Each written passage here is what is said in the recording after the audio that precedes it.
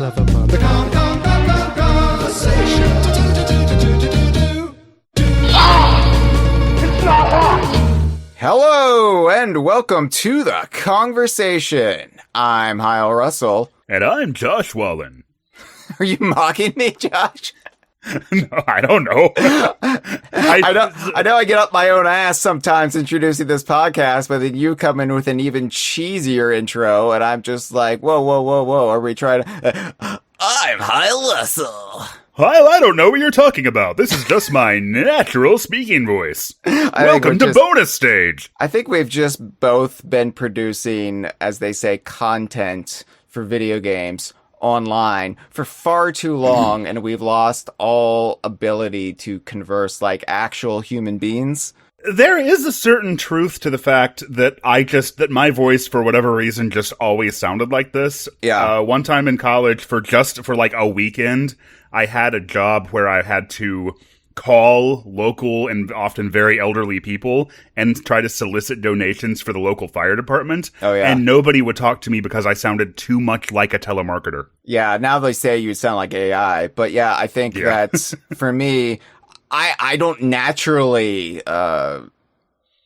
project like this. This is a learned trait, and now I can't not do it. And, you know, I'll listen to something very, very, like, low-key, like if my, like, wife turns on NPR or something, I get angry at them. I'm like, you have to put yourself out there, you know, speak from your diaphragm. You have to talk to the back of the theater. Why are you talking like this? That's not good showmanship. And I like to deliver that good showmanship on this audio podcast about Donkey Kong and the Donkey Kong universe. But Josh, it's been a minute since you've been on this show. You were on the very beginning of season 14, and obviously we're now right smack dab in the middle of the year.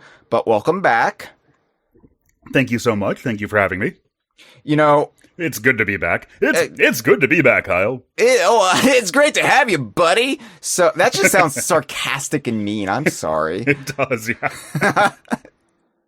So, you know, usually the halfway point, traditionally the halfway point of the Kongversation year, DK Vine's year, the video game fandom year even, has been, or used to be, it's been a few years, E3. And E3 is dead, and there's no getting around that. We've had to come to terms with E3's demise here at DK Vine, hence the Stinky Ape Summer branding, which we now lean into. And that's fine. Life goes on. Nothing remains stagnant forever. But I miss E3. I really do still miss E3. I miss how E3 kind of galvanized every fandom, sort of pulled us together. And too often, I see people, usually younger gamers who weren't really there in the prime of E3, dismiss it. Dismiss it as unnecessary, as really just a waste of time. And that kind of breaks my heart a little bit, because you know, like, how much E3 meant to our generation. Like, it was the event. If you were a fan of any video game or any video game series, and you wanted more, E3 was like Christmas morning. It was like your birthday. It was like any gift-giving festival where you just hoped you were good enough that year to get a new damn Donkey Kong Country game. Yeah, and it's interesting because it wasn't always like that, you know? And I think we're going to get into that quite a bit in this episode because given the topic, but like, I have vague memories of reading about the very first E3, like, on AOL and in magazines and stuff. And it was, at that point, a much more low-key event. It probably took until the early 2000s for it really to start to become that level of like more of a public facing thing. And then of course once we got once internet speeds got good enough to have like video was when it really started spilling over into that. Yeah, and it started to get obnoxious, which we'll also talk about. But yeah, in a really endearing way that I have a lot of nostalgia for. I have nostalgia for it too, but we'll get into the evolution of E3 because we have been gifted something that is, for us and for anybody who understands the significance of the event, we have been gifted a glimpse at E3s that few people have actually seen or experienced because they predate high-speed internet. They predate streaming video. The Video Game History Foundation, archive.gamehistory.org, they've recently dumped a treasure trove of materials on the history of E3. And several websites have that. What makes this special is the time frame these documents cover in particular. So, like I was saying, a lot of millennial and older Gen Y fans tend to lionize E3, and I don't think that's something that younger gamers who weren't really there for the prime years of it can truly understand, especially those really just weaned on stuff like Nintendo Directs and other equivalent digital presentations, which, happen more than once a year. They are kind of like quarterly events maybe, and you don't really need that kind of pageantry that E3 provided. The bombast of kind of a festival that stretched beyond the confines of the trade show itself.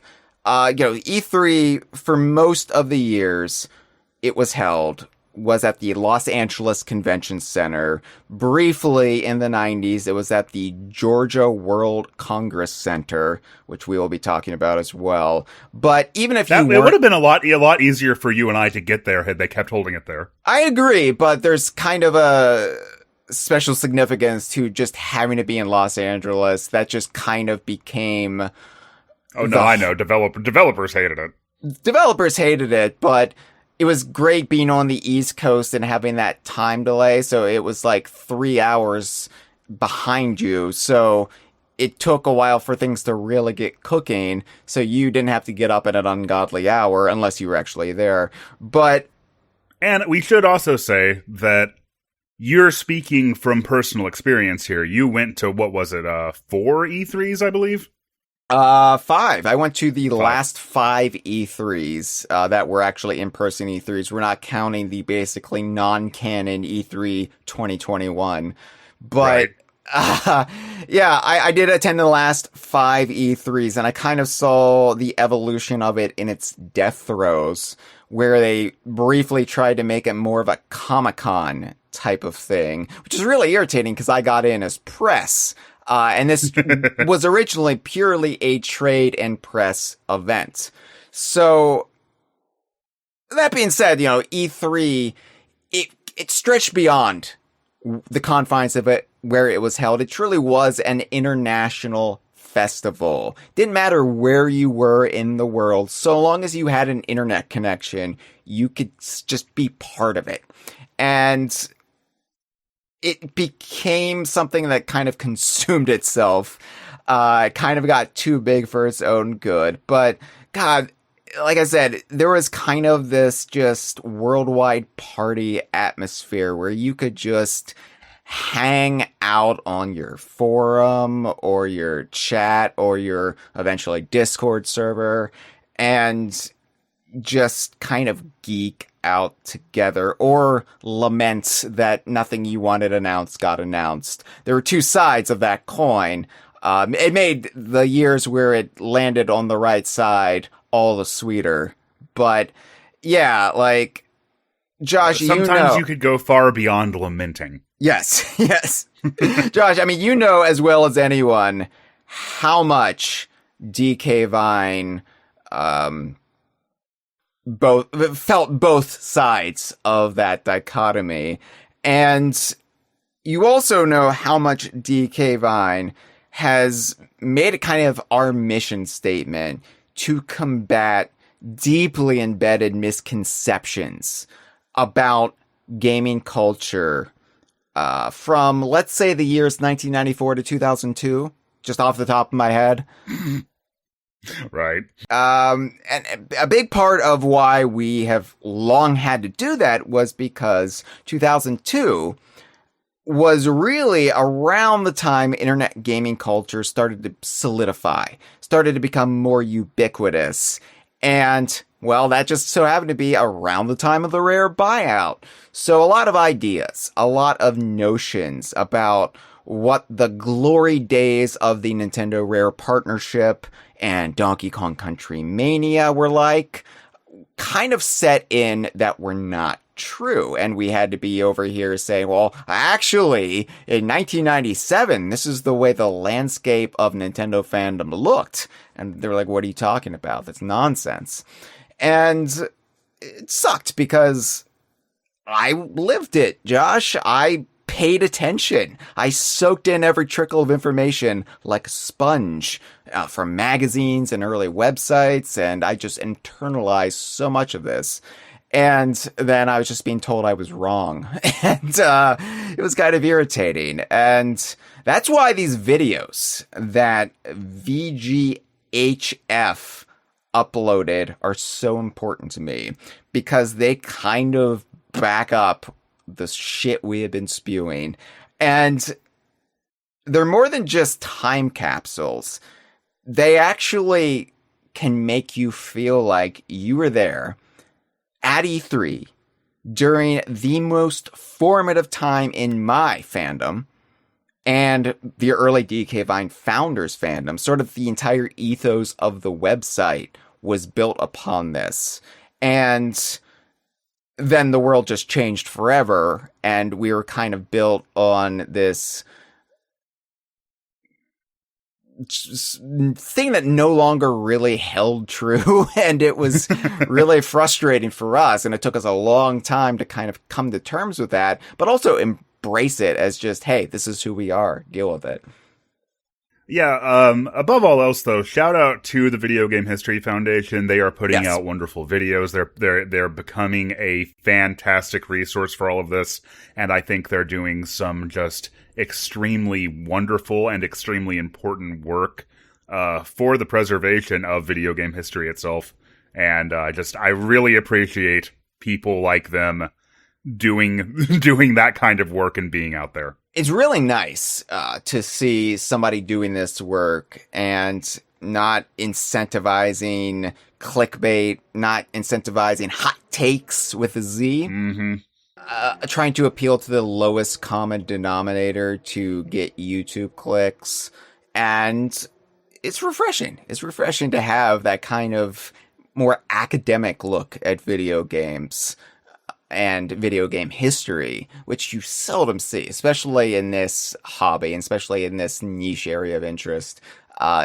Yeah, we could really use some more video game historians and video game journalists, and I understand it's not any individual's fault that, like, the market is in the state it's in, but it's really nice to see somebody doing this kind of work. It is. And so, in case you didn't gather what we're doing here, we're discussing footage and materials from specifically the first three E3s, 1995, 1996, and 1997, with a heavy focus on 1997, which, from DK Vine's perspective, from the perspective of Rare fandom and the DKU, probably the most important E3 in history, E3 1997, both on the show floor and behind the scenes. It all kind of changed at E3 97, but we have never been privy to the entirety of these Nintendo press conferences from pre-streaming video,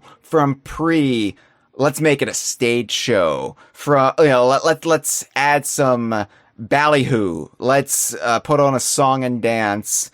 We have never seen these more low-key events where they're speaking directly to retailers and press. And this is where several like major milestones in gaming history happened, where significant reveals happened, revelations happened, and we only experienced that through secondhand reporting, through magazine articles, websites, but we never actually got to see it. And that's what we got to do with this. And it is wild just how different the atmosphere is, how different it looks, how different, as we were talking about at the top of the episode, with talking like this, even like the manner of speeches, because when I think of E3, I think of Reggie pacing back and forth talking to an auditorium full of people, or I think of Miyamoto coming out on stage, holding, like with like the Hylian shield. Yeah. But what we've got at the early E3s is like Tom Kalinske standing behind a podium trying desperately to make the Sega Saturn make sense. Yeah. Howard Lincoln trying to big up the N64. Right. Kind of like whistling through the graveyard. Although, I have to say, the N64 was successful in the US. And it was very successful. That's another piece of revisionist history that we've had to fight against, because people just come at you with, well, the N64 was a huge bomb. And it's like, well, yeah, but in the US, and they're like, what are you talking about? It's like, okay. Yeah, the PlayStation was more successful, but... Well, Hyle, the N64 only had like 3 games that were really worth playing, and even they have aged just really, really terrible. I don't know. And also, I don't know how you hold the controller. I can't figure it out, and there's no way to find out. So there's at least 2 right ways, because I apparently hold it wrong, but it works for me just fine. Yeah, you looked in every N64 manual. There's a diagram. It is kind of telling. I guess the criticizers have a point that there needed to be a diagram, but there's a diagram telling you how you hold it for that game. Hyle took one look at that as a kid and was like, my way. Yeah, and that's the way I live my life. That's the way I still live it today. Donkey Kong journalist, what the fuck is that, Josh? What am I doing? Don't let the man tell you what you can do. Hell no. Even more than ever, I am anti-authority. I'm a firebrand, Josh. But boy, I love buttoned up corporate press conferences, apparently, because on this episode of The Kongversation, we are going to go through some fun, sometimes shocking revelations from E3's 95, 96, and 97 about the 3 core pillars of the DKU. That's Donkey Kong, that's Banjo-Kazooie, and that's Conker. We're going to be talking about all 3, mostly Banjo-Kazooie and Conker, but there's some Donkey Kong in there as well, so stay tuned for that. But before we get into it, shit sucks right now, Josh. And I don't need to tell you, you know, your eyes are open. But things are getting expensive. Did you know that DK Vine's web hosting has doubled in price this year? I mean, what has not doubled in price this year? Earlier, my wife was telling me she wanted to watch The Backrooms while I was sleeping, so she was like, oh, maybe I'll rent it. It'll be like $5. That'll be fine. And it was $20 to rent it digitally. To not even purchase it digitally, to rent it digitally. Yep. Well, all right. Well, that's great, and I'm sorry if you'd rather watch The Backrooms rather than becoming a DK Vine patron. I completely understand. It's made by, what was it, like a 17-year-old, like wunderkind? Like, I think he's 8, actually, if I remember 8? Right. Okay, that makes me feel old. even worse about myself, thank you.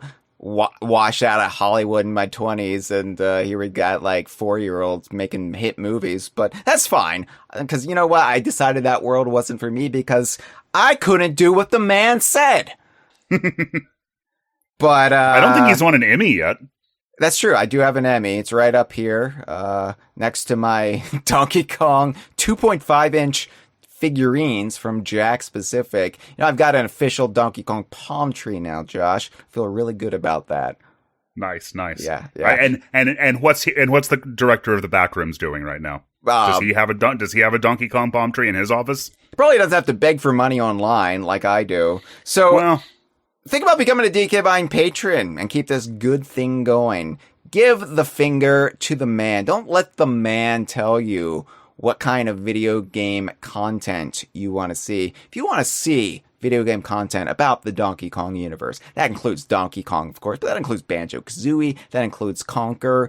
God damn it, we're going to talk about Star Fox Adventures. Yeah, you know what? Grab by the Ghoulies, what the hell is that? I don't know, but it's coming out of my mouth. We're going to talk about them all here on The Kongversation, here at DK Vine, and that's all possible thanks to you, our lovely, lovely patrons. DKVine.com/Patreon, Patreon.com/DKVine. I don't care how you get there, just get there. Think about supporting DK Vine for as low as $1 a month.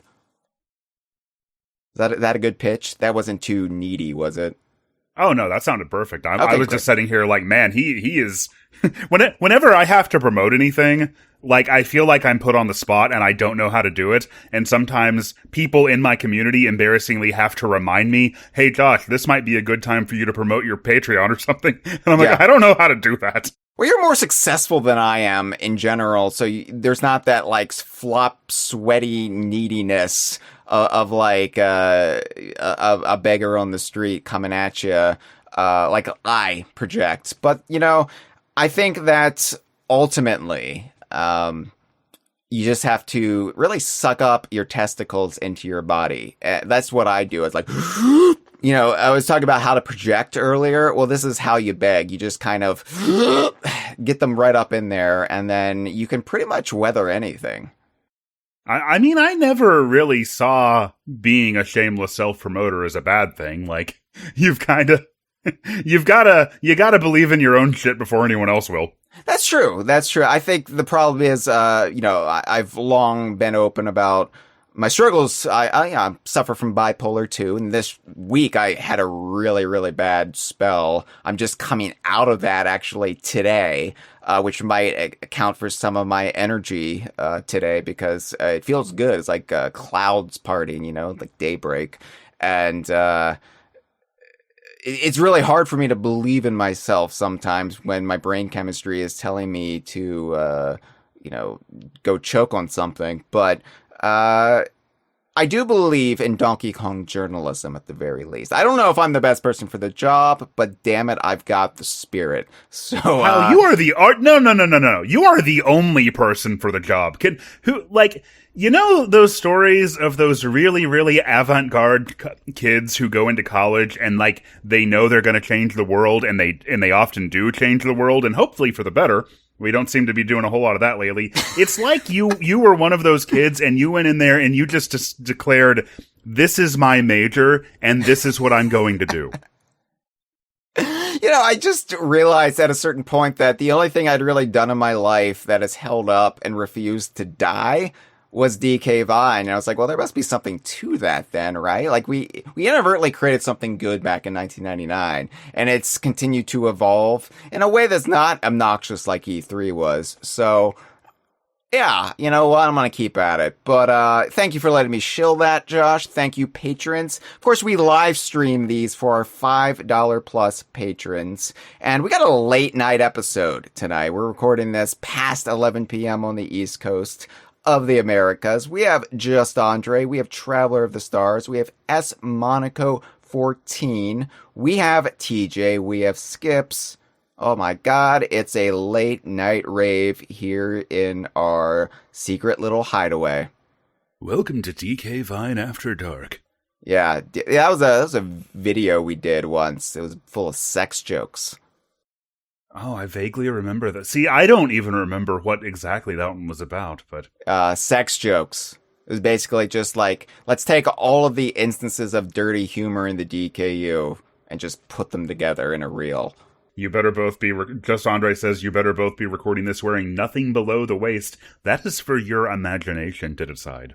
You know, besides being bipolar, I've got like an overactive sex drive, so I'm always nursing a semi at the very least. So it's like, I say it's up to your imagination to decide, and you start talking about your erection. I'm sorry if that was too much. I didn't really like give a warning beforehand, but you know, like, it's not a full erection. I'm just saying, right, okay. There's always blood flowing down there. I can't help it. It's a condition.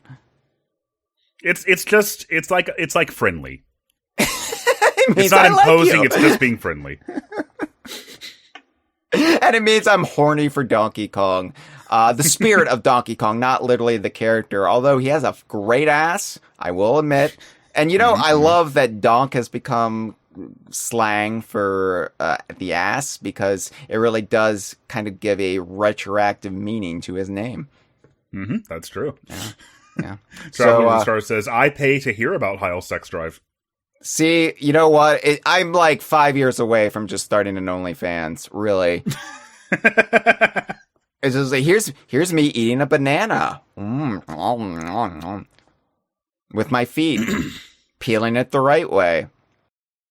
Okay, see, I was going to say, I think there's already a GIF out there of you eating a banana. Yeah, but it's not all At sexy. an E3, I believe, appropriately enough. Yeah, it was at E3. Well, rather, it was the Airbnb we were staying at, like, a block or two away from the LACC. That was E3 2019, the last in-person E3. Yeah, I'm really upset. Like, I've always been very sad that they stopped happening, because around that time, like in 2018, 2019, you and I were talking about me going to E3, and of course that would have been a dream come true. Yeah. But then the whole thing died. It did, but at least we have the memories, at least we have the preservation. And like I said, E3 was one of those things where even if you never attended, if you were part of the spirit of it from at home, you were kind of there. Like, there's so many E3s I feel like I went to before I actually went to E3, if that makes any sense. But Josh, like I said, you're a big shot. You're a big shot YouTube creator. You have the credentials. You have the credentials to get to E3. I'm a Z-list internet celebrity. Yeah. And you're kind of back in the saddle again. Oh, yeah, that's true. My newest episode will be of interest, actually, to the DK Vine community. What? Because, yeah, it's been a while. Because it's about Star Fox. I made it very shortly before the Star Fox 64 remake came out. After that, like, for a couple of months, I was extremely hyperfixated on Star Fox. I was really in a Star Fox mood. So I decided to make a video that was sort of like 10 minutes of like retrospective on Star Fox 64, which was my first Star Fox game, how I got into it, and what the process, and how I look back on it, and how that is just an extremely evergreen game to me that I can go back to over and over and over again, and I have. And then I sort of analyzed the two games that sort of followed it up and attempted to keep the momentum going in various ways, and those were, of course, two of the games that are under the DKU banner, being Star Fox Adventures and Star Fox Assault. Yeah. I feel like I've talked so much about Star Fox Assault this year on the Kongversation that I have nothing more to say. That's totally fair. But no, it's great to see you back. Your videos are always a treat. When I was saying about how much I hate the clickbaity, just drivel trash content, if you will, you do not fall under that umbrella. You're under a different umbrella. You're doing your own thing. Very positive, very informative. Even when you have to go negative, it's always done with nuance and grace.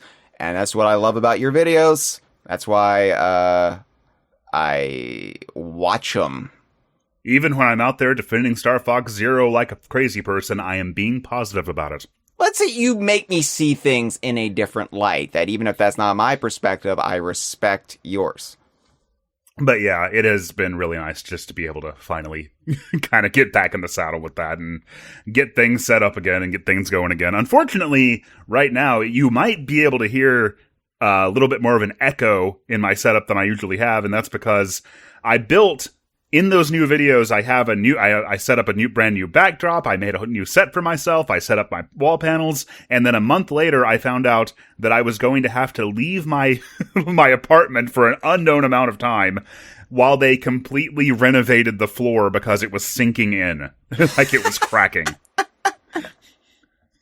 So Wow. now they put us up in a temporary place, and I do not have any of that. At least they put you in a temporary place. That's better than most landlords these days.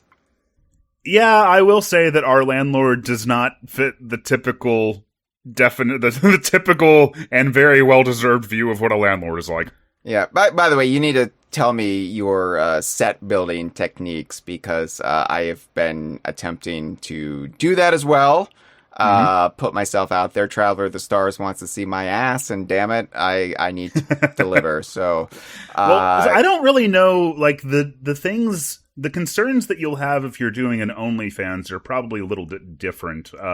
You'll want, like, more waterproofing, I assume. This is in 5 years. I need to do Donkey Kong universe content sometimes where I'm on camera. So, you know. Mm-hmm. And I would like to have a little bit more measure of sound control so I don't have to do so much post-editing work on that front. So anyway, we'll talk about that later. Sure. Welcome back to the show, Josh. Be sure to like and subscribe and follow The Geek Critique on YouTube, Patreon. No. Don't follow me on Patreon. Follow Hyle. This is your show. I'm not taking your patrons. Dude, you're a guest. You know what? Spread the wealth. Back us both. Whatever. Yeah, you're Sure, rich. back us both. I'm sure. I'll accept that. No, but nobody's suffering right now when it comes to No. finances. Everything's cheap. Everything's affordable. All right. Well, let's go back in time to when our money could actually afford us a lifestyle that our parents had. Let's go back in time to the 1990s, Josh. Listen, I have a job. I can afford a house. Yeah. My dad was telling me how he got his first house. He traded some apples or something. Like, Dad, what the fuck? This, like... Okay, this is the early 70s? Is this what you're talking about? Okay, well, I think the person was on drugs who gave you a house for a bushel of apples. A while back, my dad was telling us that he was very excited because a house down the street from where they live had like gone on sale, and he was like, why don't y'all like apply for a loan and get that one? And then he checked how much it was on the internet, and this was a house that was built in like the early 50s. It's tiny and it's falling apart, and it would be a starter house for sure. But he looks it up and it's like over $700,000. Yeah. It's like, yeah, okay. We can afford that. Around here, like, all the houses are being bought up by corporations or, like, Russian oligarchs, and I'm just like, what the fuck is happening? Anyway. By Russian oligarchs, do you think they're gonna try to take down DK Vine again? You know what? They couldn't beat us 10 years ago. I like to see them try today. Mm-hmm. As I nervously You've only gotten stronger. Yeah, we got a firewall that's also prohibitively expensive. We had to set that up because of AI scrapers. Everything's great. This is why I retreat into fictional worlds, whether that be the new Spider-Man movie, which I enjoyed, or the DKU, which I adore. Let's go back in time to the dawn of the Donkey Kong universe, to the early days of the Nintendo Rare partnership, and the Donkey Kong Country trilogy, and of course Banjo-Kazooie, and what it was then known as Conker's Quest. So, talking about E3 and the importance of E3, let's go back to the genesis of E3, and the description on the video Vector game. Man. What's that? Vector Man. Vector Man, yeah. Well, I'm not going to be talking about Vector Man. Feel free to chime in anytime you want, though, Josh, when you want to inject some Sega lore into this episode. No. You said the genesis of E3, and what was at E3 1995 other than Vector Man? Well, okay. So, but I know a lot of Sega stuff happened during these E3s as well, like Sony undercutting them on the price and whatnot. But yeah, the first E3 was when Sega was dealt their death blow. It was great. It's funny because I always think of the first E3 as a happy time, Donkey Kong Country 2. And they were giving out Killer Instinct temporary tattoos. And, you know, that's what I associate the first E3 as. But on the Video Game History Foundation's website, they sum up why E3 had to come into existence when it did. So Basically, they say, and I'm just going to read this verbatim because why the hell not? You should still visit their website, though. For over 20 years, E3 was the highest profile event in video games. Founded in 1995 by the Interactive Digital Software Association and Infotainment World, That's E3 a very was a word. E3 was a larger-than-life spectacle that celebrated the present and future of gaming. Although nominally a trade show, E3 has become renowned for its over-the-top booths and marketing gimmicks, dramatic press conference reveals, and generally putting a massive spotlight on the games business. It's easier now to look back and say, of course E3 existed. Of course video games are a big deal. But that wasn't always a sure thing. Before E3, the big showcase for the American game industry was the Consumer Electronics Show, a massive trade show where video games were just another product on display with the cameras, televisions, and karaoke machines. After a series of disappointing, low-key conferences, the industry decided it was time to put on an event of their own, where games would be the star attraction. At a time when the game industry was going through explosive growth, E3 reflected the massive cultural force that they believed video games could become. That is very well said, and it makes a really good point about how it's, they said it's easier to look back now and say, of course E3 existed, of course video games are a big deal. But I was sort of thinking, it's sort of surprising that we didn't have this footage before, but I think it goes to show how niche video games, and especially following video games as an adult and as a hobbyist and even as a historian, how unusual that was at the time, because the first E3 that I can remember actually seeing was E3 2005. And I saw it because I couldn't, back then I was still a teenager trying to desperately to get my parents to get something better and faster than AOL. But GameStop by then was selling DVD compilation sets of all of the E3 press conferences and trailers and stuff. But it's surprising to look back on the mid to late 90s and even as incredibly lucrative and active as the VHS mail order market was at the time, apparently there was nobody doing that. Well, yeah, and I think it speaks to the way video games were still viewed. And I think this was the turning point, 95, 96. It was really the PlayStation that did help kind of change the stigma of what video games were, as well as just the original generations of gaming kids growing up, keep playing video games through high school and then into college, which is really where I think the market solidified as, this is not just kid stuff. This is not just a toy, as it was viewed throughout the 80s and early 90s. And I think... Yeah, how many people who were in college in the late 90s have beloved memories of playing GoldenEye late into the night, Sure. And whereas I think... in the early 90s, there was no equivalent to that. I think, mainstream culture, the elite media, they're always slow to kind of pick up on trends and really where the mood is at. And so at this point, video games were still, I think, dismissed a little bit. Surely they were viewed as lucrative, yes, but worthy of all of this attention, no. And E3 kind of was there at a very critical time when the perceptions of the industry, at least in the West, outside of Japan, were changing. In Japan, I think it was already accepted, but it took a while for the more buttoned up boomers who were in charge of the Americas and Europe and elsewhere to really catch on, that, this was here to stay. Yeah, I think it also affected that Japan did not have, the big video game crash that the US market did. And therefore it didn't get resurrected by the NES marketing itself first and foremost as a kids, and not just a kids, but a boys' toy. Yeah. I also just think Japan, having to reinvent their economy post World War II, Yeah. It was tech, and they were just more at the forefront of that. It was more omnipresent in their culture, where Americans liked their 401ks and shit like that.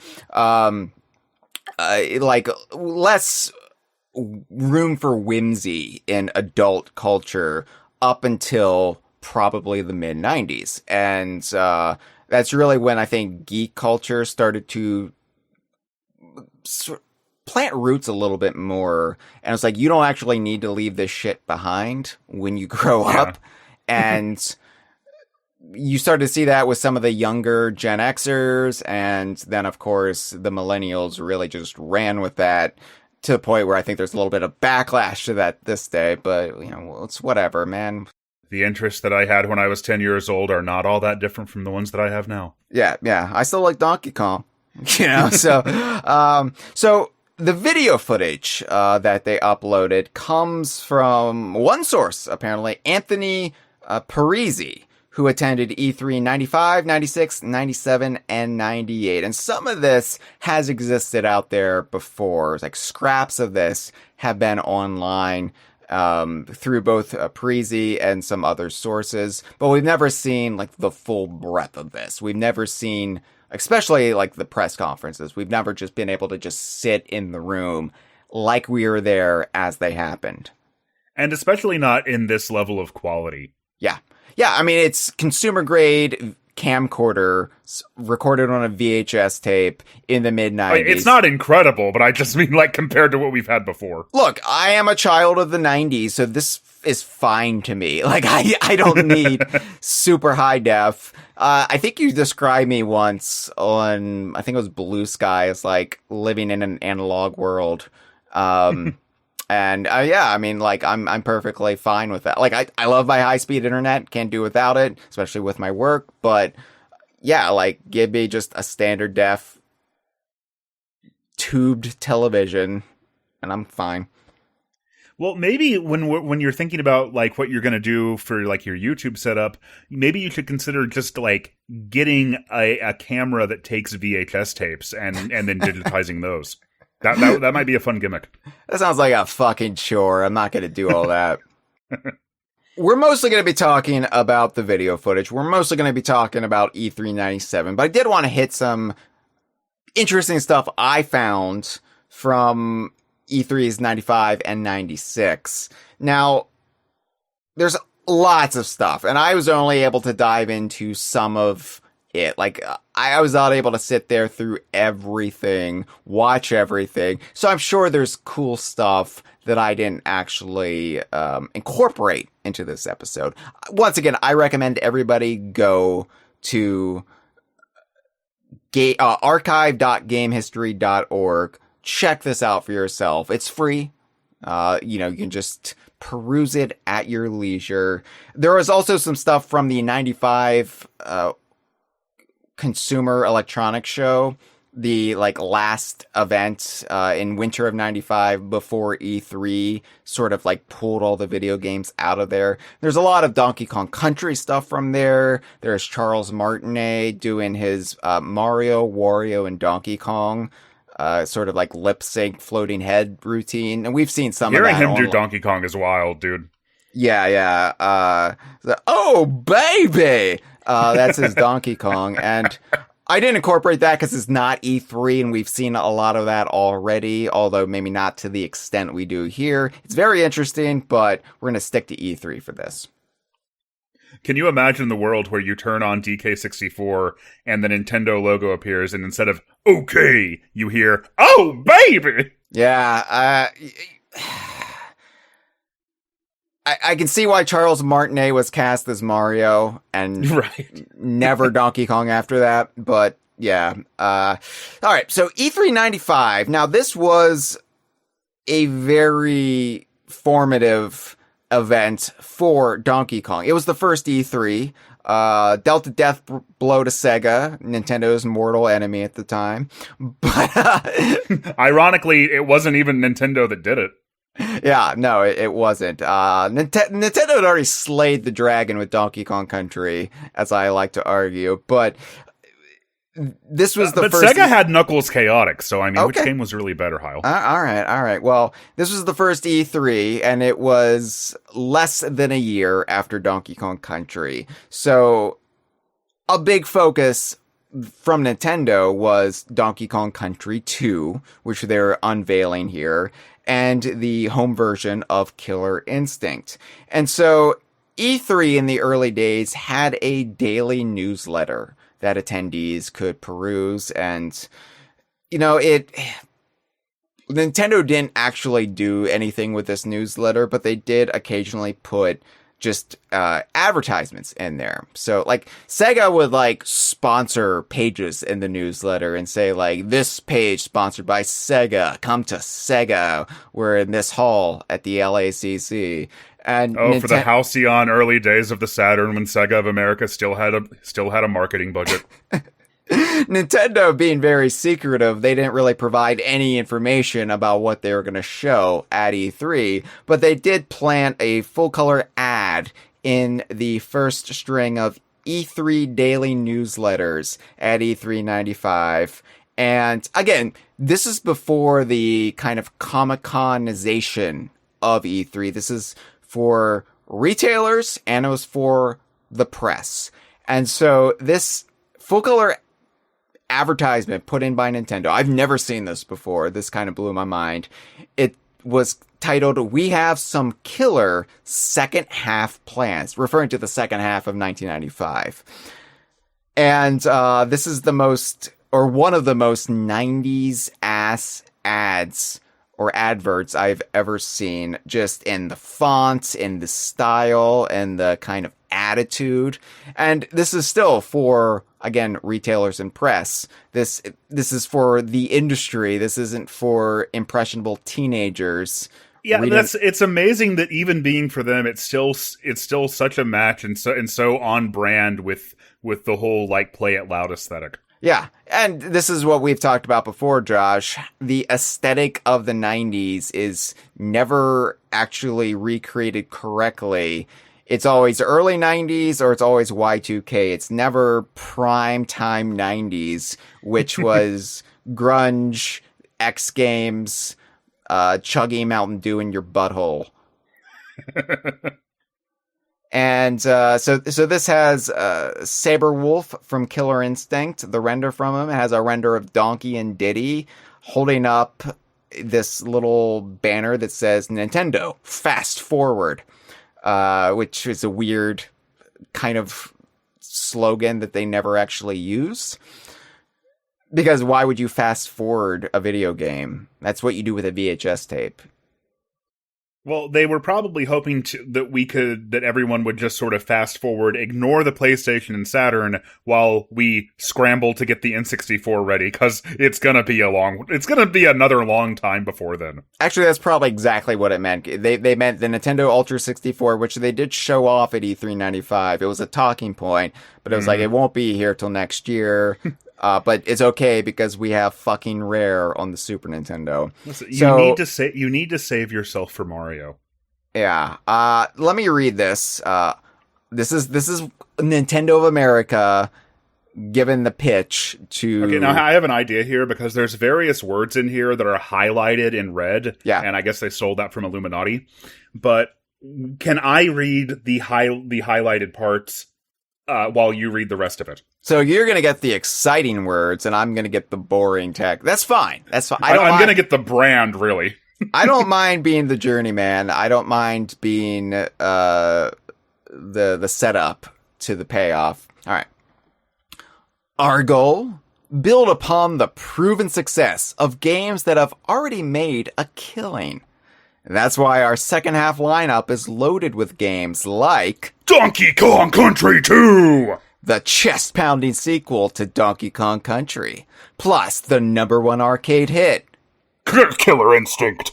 Our most lethal game yet, all exclusively on the Super NES. The all-out assault, Jesus, continues with breakthrough hardware like Virtual Boy. Technology that will bring the 3D experience to the home and bring the competition to their knees. Ah, shit. I'm sorry. Sony's running scared of the Virtual Boy. The Virtual Boy is gonna bring you to your knees. You heard it here first, folks. When they release those last two Virtual Boy games on NSO in a couple weeks, maybe it will finally bring Sony to its knees. I mean, Sony ain't looking like they're in hot shape right now. All right. Then we'll attack with Game Boy games like Donkey Kong Land! the first Game Boy game to use the groundbreaking technology of advanced computer modeling. And finally, we'll finish the competition with a deadly version of Street Fighter 2! Okay, they just had to come up with another thing, and that's the best thing. These are just a few of the new sales weapons on display at Nintendo Booth 3354. Come by and see how each of them fit into our second half battle plan. God, that was a very violent little advert. It really goes to show how, I don't know if real is the right word, but how everyone from like the games press on down had bought into this idea of a video game war. Yeah. I think that like the war between the SNES and Genesis had basically ended at this point. Everybody was looking to the next generation, the 32-bit consoles and the Nintendo 64. And, Nintendo's answer was like, oh yeah, we've got the Virtual Boy to take care of the PlayStation and the Saturn. Don't worry about that. Right? The N64, it's its own league, its own category. Nothing can touch it. But that's coming later. The funniest thing in here is the part about the Virtual Boy. Both the all-out assault continues and the idea that it would bring the competition to their knees. That once you played the Virtual Boy, you weren't going to care about Ridge Racer, you weren't going to care about Tekken, Daytona who? I mean, you have Golf on Virtual Boy. That was true for me, but well, yeah, that's true. Again, I don't listen to the man, and I don't let the man tell me what to like unless that man is a Nintendo marketing executive from 1995. I will say though, like two of the biggest Virtual Boy defenders right here. Don't get us wrong. We love the Virtual Boy for what it is, but yeah, that was a hilarious line. Yeah, we mock it. When we talk, we're allowed to talk about it like this. Yes. My big comeback after a year and a half of not making videos was about the Virtual Boy. So which I get to talk about it this way. Yeah, I absolutely. I saw that and I was like, oh, okay. I don't really have to fear this video because yeah, the Virtual Boy's big comeback this year. I was like, I don't really want to engage with any videos the algorithm sends my way because I don't need that nonsense in my life. But I saw yours. I was like, well, Josh will be fair. Right. Yeah, no, I know. Like every time Nintendo talks about the Virtual Boy NSO thing, I always look at the comments and it's just people who are bitching that they're even doing this at all. And it's like, this is what I wanted them to do for 30 years. I'm not. Come on. I don't think people know how to receive anything these days without bitching. I don't think that people can just let something be something. Like, oh, you don't have an interest in this? That's fine. It's not for you. Yeah, it's like Nintendo doing this. It's not like they're sitting there going, we will put out Galactic Pinball, and then we won't put out, I don't know, we won't put any more GameCube games on the NSO app. We'll focus all of our energy on the virtual. Like it's not tit for tat, It's not tit for tup. Nah, that too. Yeah, just Andre in a live stream in reference to me eschewing the man says, I only listen to the boy. And that's there true. You go. Yeah. You know what? They just added the Virtual Boy tracks to Nintendo Music. I've been jamming to Galactic Pinball soundtrack all fucking day. Nintendo, keep doing what you're doing. I love you now like I loved you in 1995. I just downloaded the Galactic Pinball soundtrack from DK Vine circa 2000. Yeah, this is so much more complete, Josh. All right, so we got some Donkey Kong Country 2 Diddy Kong's Quest show floor that footage. sounds so weird. That sounds completely wrong. I had to make my testicles go inside of myself to say that the way the Makes title sense. screen said it. This is the title of the game at E395. This is how the game was presented in magazines, on websites, because this was the subtitle before somebody at Rare said, wait a minute, what if we did it like this? Then it has two meanings. Oh, for the days before search engine optimization was a thing, was even a term that anyone knew. I know. God, so things were better. Not entirely better. Things still sucked for many people in 1995. But if you liked puns and if you liked Virtual Boys, well, the world was your oyster. And we've seen a lot of this footage already. We even have a GIF of it on our... It's not Tenor anymore because Google fucked that. It's now Clippy. Clippy is where you go to find DK Vine's GIFs or GIFs at clippy.com/profile/DK. I think I did DK Vine /Clippy maybe. Did I do that? Let me check. I can't even remember. No, I think this is the first time I'm hearing about Clippy. Yeah, so Clippy has replaced Tenor. Discord and Blue Sky, they don't use Tenor anymore. They use Clippy because Google basically cut off the free use of Tenor. So anyway, I need to make that redirect. I will put a little note in here to remind myself. But yeah, you can find our collection of DKU GIFs or GIFs there, and one of them is the original title screen to DKC2 with the treasure chest opening up. We've known about that for years. It's not a new revelation. I'm just talking about it because I know somebody in the comments are going to be like, you didn't talk about this, and this was a huge revelation. I was like, no, we already knew about that. Back off. No, Hyle, the meta nowadays is to intentionally get a little something wrong to drive comments and to drive engagement. So you need to say something that's incorrect on purpose. I say something wrong and I obsess over it for weeks. I can't get out of bed in the morning because I can't believe I screwed that up. God, I don't understand the world. Anyway, so we do a lot about this, but I do want to point out a couple things that were either new or never quite clear to me, at the very least. So, on the map screen of DKC2, Gangplank Galleon is still kind of spelled with a space between gang and plank. So, in DKC, when you reach Gangplank Galleon, there's the hyphen between gang and plank. Oh yeah, I never clocked that one. Yeah, and then they got rid of that, and I think it looks cleaner just having to be Gangplank Galleon. But originally, I don't see a hyphen, but they did have the space between gang and plank. I'm glad they changed that. I do prefer just Gangplank as one word. And just an amusing bit, Parisi zooms in on the flashing Kremland sign on the Crocodile Isle map screen with the zingers flying around. Like, they were just amazed by it, and they just really wanted to get in there and get a good look at it. And I just appreciate that commitment. I appreciate... It is a really cool... Like, just trying to imagine looking at this map screen from the perspective of somebody who knows, like, very little else about the game. Yeah. It is really interesting to consider just...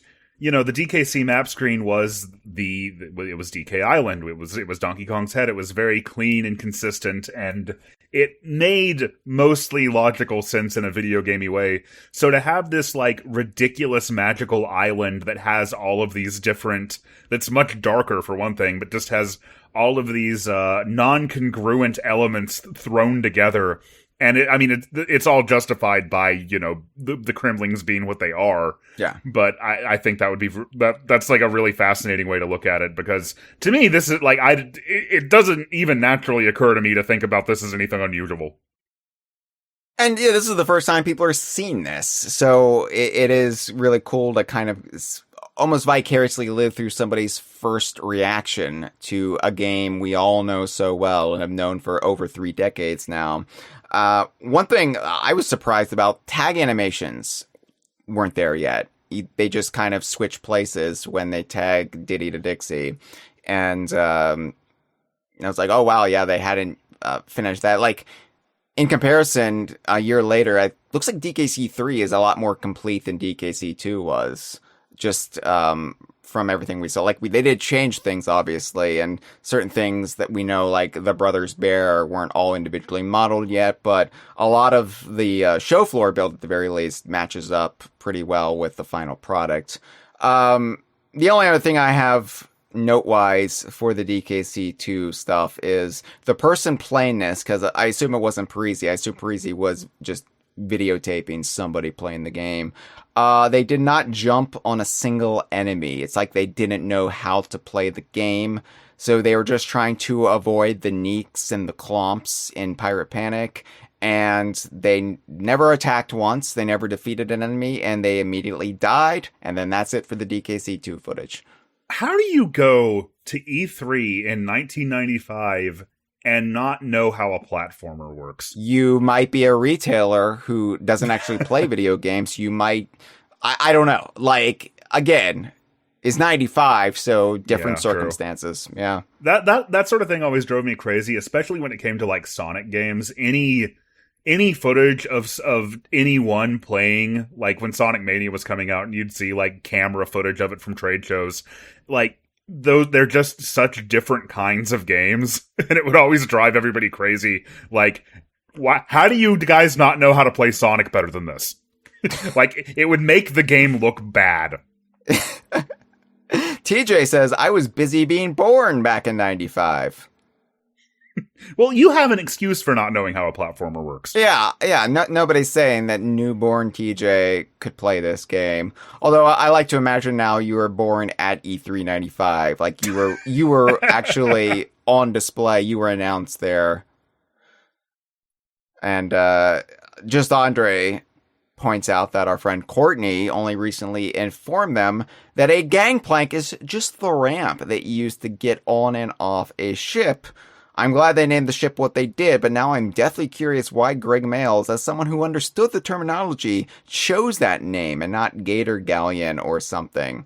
If only I named my car Door Sedan. Yeah, I mean, the Gangplank Galleon is a very, very dumb name, but I owe all of my understanding of ship terminology to Greg Mayles and crew. So, like, I'm not going to... I owe a lot of my manner of speaking and knowledge of terminology to Rare, really.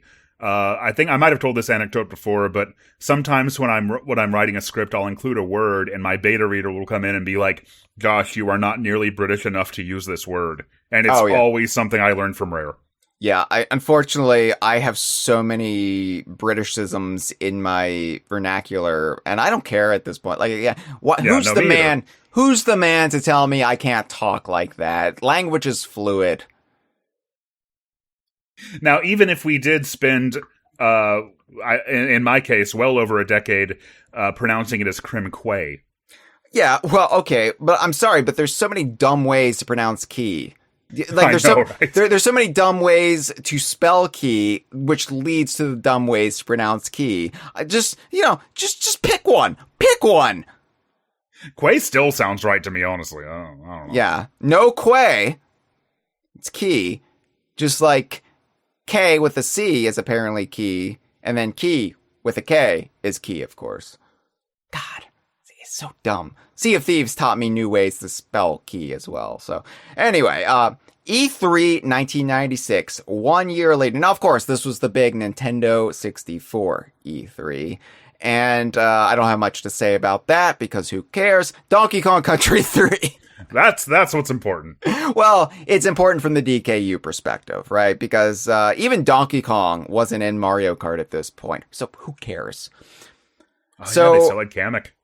Yeah, I mean, it's whatever. Donkey Kong Country 3. Now, what I found interesting was I've never seen the title screen at E3 96 on the show floor demo. Magazines reported the subtitle to be Dixie's Double Trouble, but the title screen is the one we know. It just says Dixie Kong's Double Trouble, so I guess magazines just reported it wrong. They were inattentive to detail. Yeah, I don't remember the press release, because my first knowledge of the game was, like, on a whim looking up the words Donkey Kong Country 3 on, like, AOL's news repository. Yeah. I remember it always being Dixie Kong's Double Trouble. And then you found out Kiddy Kong was in it, and you viewed it as a news suppository. Well, no, I was like, oh boy, a new Kong. But of course, this being such early days of the internet, I didn't know what he looked like. That's so funny because in Nintendo Power, they only showed screenshots of Kiddy Kong. They did not show any screenshots of Dixie Kong, despite it being her game! Well, we don't want people to think that, like, this game has a girl in it, Hyle. Yeah. People Might be a little uncomfortable about the prospect of playing or buying it. We don't really understand why Rare is taking this step, and we don't agree with it, but we'll do our best. I've had to do this so many times since they announced the Kiddy Kong statue in Donkey Kong Bonanza's Emerald Rush events. So I'm just going to do it one more time for posterity. It's Donkey Kong Country 3, starring Kiddy Kong. Oh, God. And that was the moment that broke me. That was the moment that made it so I can never, ever, ever, no matter what they do, no matter how much growth I have as a human, I will never accept that character. And it's the fault of Nintendo of America marketing. Yeah, well, I will wear you down eventually. I'm going to take so many screenshots of that statue, because when this episode goes live, it will be the day of the Emerald Rush event, Bobbin' for Baubles in Resort Lair, where you can unlock the Kiddy Kong statue back on Donkey Kong Island. And I'm going to just bombard you with every possible scenario for that Kiddy Kong statue. I'm going to put him in so many little set pieces and share them. I don't know why that would only make me dislike him more, Hyle. I don't know if that's going to work. You're going to see what a cool guy he is for real when you just let him do stuff. You know, I haven't missed a single statue in Emerald Rush, but on this one, I got the DK coin statue, and I stopped. I was like, for those who don't know, we're recording this the Friday before, so there's no way Josh has gotten any of that before. Anyway, so one thing that jumped out to me, and I knew this already, but I forgot. There were originally more horrifying looking Dixie balloons in the game. So the Donkey and Diddy balloons in DKC's 1 and 2, they're monochromatic, but they have like black features, like their eyes and whatnot. Dixie in DKC 3, they added white to her eyes because they apparently realized the balloons without white looked ghastly. Yeah, this is like an off-camera, like, VHS screenshot, so the contrast isn't great, but if anything, that makes it even more of an analog horror situation. Yeah. Another thing that was interesting, and I think this could have just been a quirk of the show floor demo, but Lakeside Limbo was playable, the first stage in DKC3, but it's on the Kremwood Forest map, not Lake Orangatanga, and I don't know what that's about. Like, was Kremwood Forest originally the first world, or, like, what happened there? That is weird, because we've known for a long time, I think, that Squeals on Wheels switched places with the second level, is that right? Yeah, they did some bouncing, like the order of various levels of like the mill levels between the first and the second world. So I don't know, but like, yeah, it doesn't make sense that this would be where it is unless they were just wanting to show off the Kremwood Forest map at E3 because they thought it was more visually stirring. I don't know. Yeah, it might have just been something that they set up just, like, as a demo for the show floor, because the other weird thing is, like, Kremwood Forest, like, the map screen itself doesn't really match the aesthetic of Lakeside Limbo very well. There is no lake on the map. Yeah, there's no pier, there's no boardwalk, so I don't know what they were doing here, but yeah, I mean, just interesting. That's all I have to say. I don't really have anything else to talk about DKC3. We know a lot already from the show floor and from footage, like the weird version of Blizzard Bear that was shown off. That's just basically the standard Brothers Bear model, but white and the palette swap Brothers Bears. Yeah, and we know a lot about the early builds of DKC3. when Carbine was this mechanical robot and not a mechanical owl, stuff like that, we know. So let's get to the main event, Ben. Let's get to E3 1997. And this is the Nintendo press conference that Parisi recorded in full, over 2 hours, which is like, what, like a third of a consumer-grade VHS tape? I never understood because it had that, like, extended play setting. Was that Yeah. what it was called? Yeah. Where the footage was much worse, but you could put much more on it. Yeah, right. But I was always scared of that because I was like, no, like, my other tapes are 6 hours, so I want it to be consistent. Right. So, like, back in the day when you were trying to tape, like, the entire run of a TV show off, like, syndication runs or something, you know, like, before you could just stream everything or own the DVD or Blu-ray of an entire run. Yeah, when I still had a VCR and I would be going through that stuff, like stuff that I recorded when I was a kid, I would always make myself mad because at the time I was like, oh, a commercial's on, I'll stop it. And now I'm like, no, that's what I want to see more than anything. Yeah, that's actually the interesting bit now. That's the only thing that holds up. Right? This is spectacular, Josh. This is a gold mine. This is like finding the Ark of the Covenant. This is like finding the Holy Grail. This is something Indiana Jones would want to put in a museum, but then it would slip through his fingers at the very end. Yeah, we've got like a graphic that just says the power of Nintendo with the N64 logo. Yeah, the power of N, if you just read it as the N64 logo. And so this is such a contrast to the Reggie-led Nintendo of America stage presentations starting in like the aughts going into the 2010s. This is so droll, and I love it for that. It's interesting too because even before Reggie, like by the time that E3 became what we think of as E3, Satoru Iwata was already in there. So it was always sort of like Nintendo stage shows from our perspective, as far as we'd ever had seen before, always had that sort of attitude, that sort of like tone to them. Yeah. So yeah, this is just completely different and much more retailer focused. Which I'm fine. I love kind of being a fly on the wall. You know, I love just getting to sort of project myself backwards in time 31 years, or 29 years. Sorry, I was doing my math wrong. I forgot what year it was, actually. And really just kind of being there as they were. And it was really cool, too, because before Howard Lincoln, who is the chairman of Nintendo of America, we'll be talking about him quite a bit, before he took the stage to kind of kick things off, they were playing Treetop Rock from DKC. Yeah, you know, you used to... It's funny, like, you would occasionally run into, like, video game music in sort of supplemental material from a company like that. Like, I feel like at one time, if you'd called Nintendo's hotline and they had you on hold, you would get things like this. Yeah.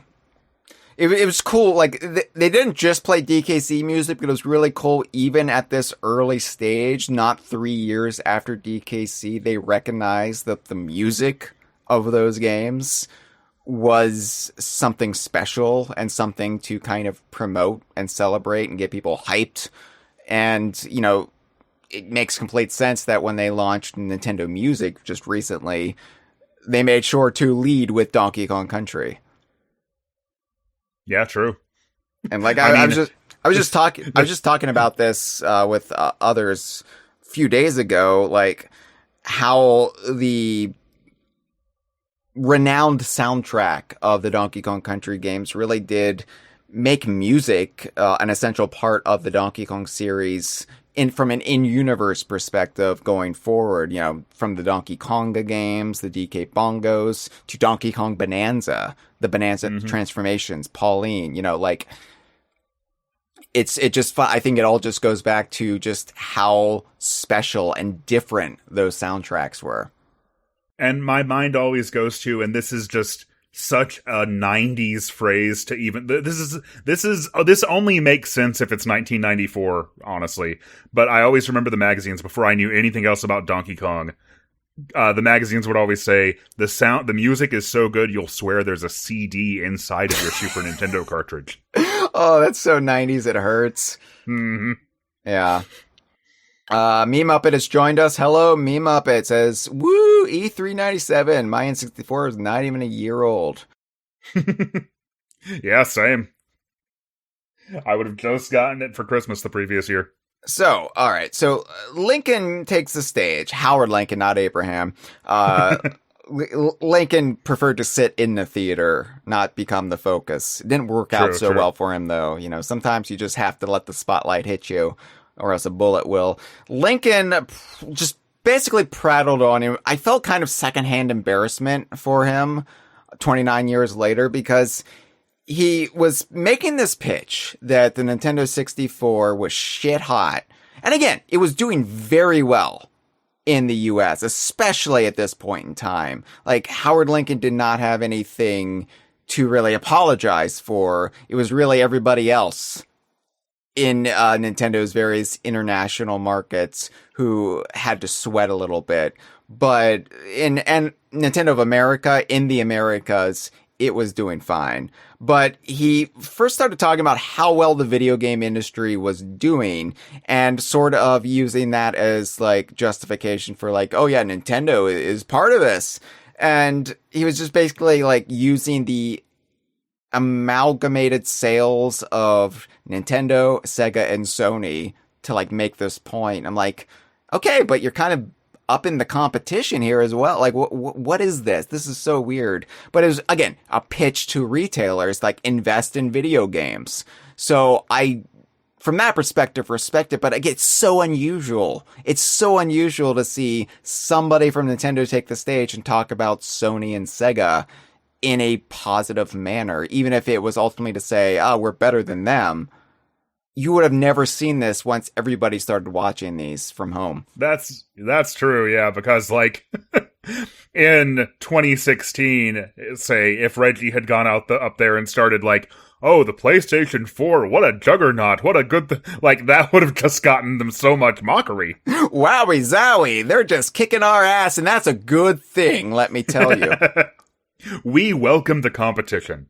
So... this part kind of melted my brain a little bit, because even as somebody who has had to fight the good fight of correcting narratives online, I didn't realize this. And this is a snapshot in time. This is kind of just a window in this very particular moment. But Lincoln showed the top-selling software for video game consoles in the US so far in 1997 to make the case for how red hot the N64 was in the US. And, Josh, you want to read these top 10 video games in the US circa, I guess, May 97.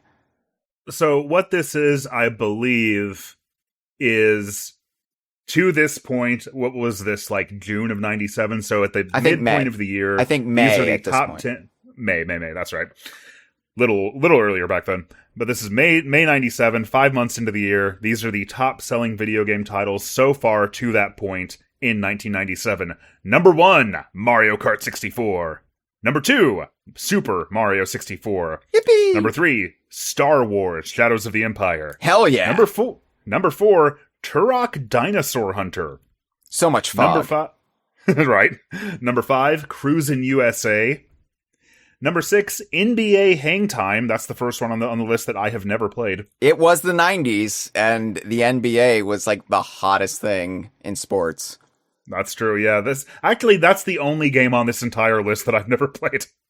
Number 7, Wave Race 64. So, to this point, by the way, the top 7 is entirely Nintendo 64 games. Every single one of them. Couple things to point out here is that the Nintendo 64, while having lower sales than PlayStation, the install base would more reliably just buy like all the same games. So you would get like them dominating the charts in this regard. Still very impressive.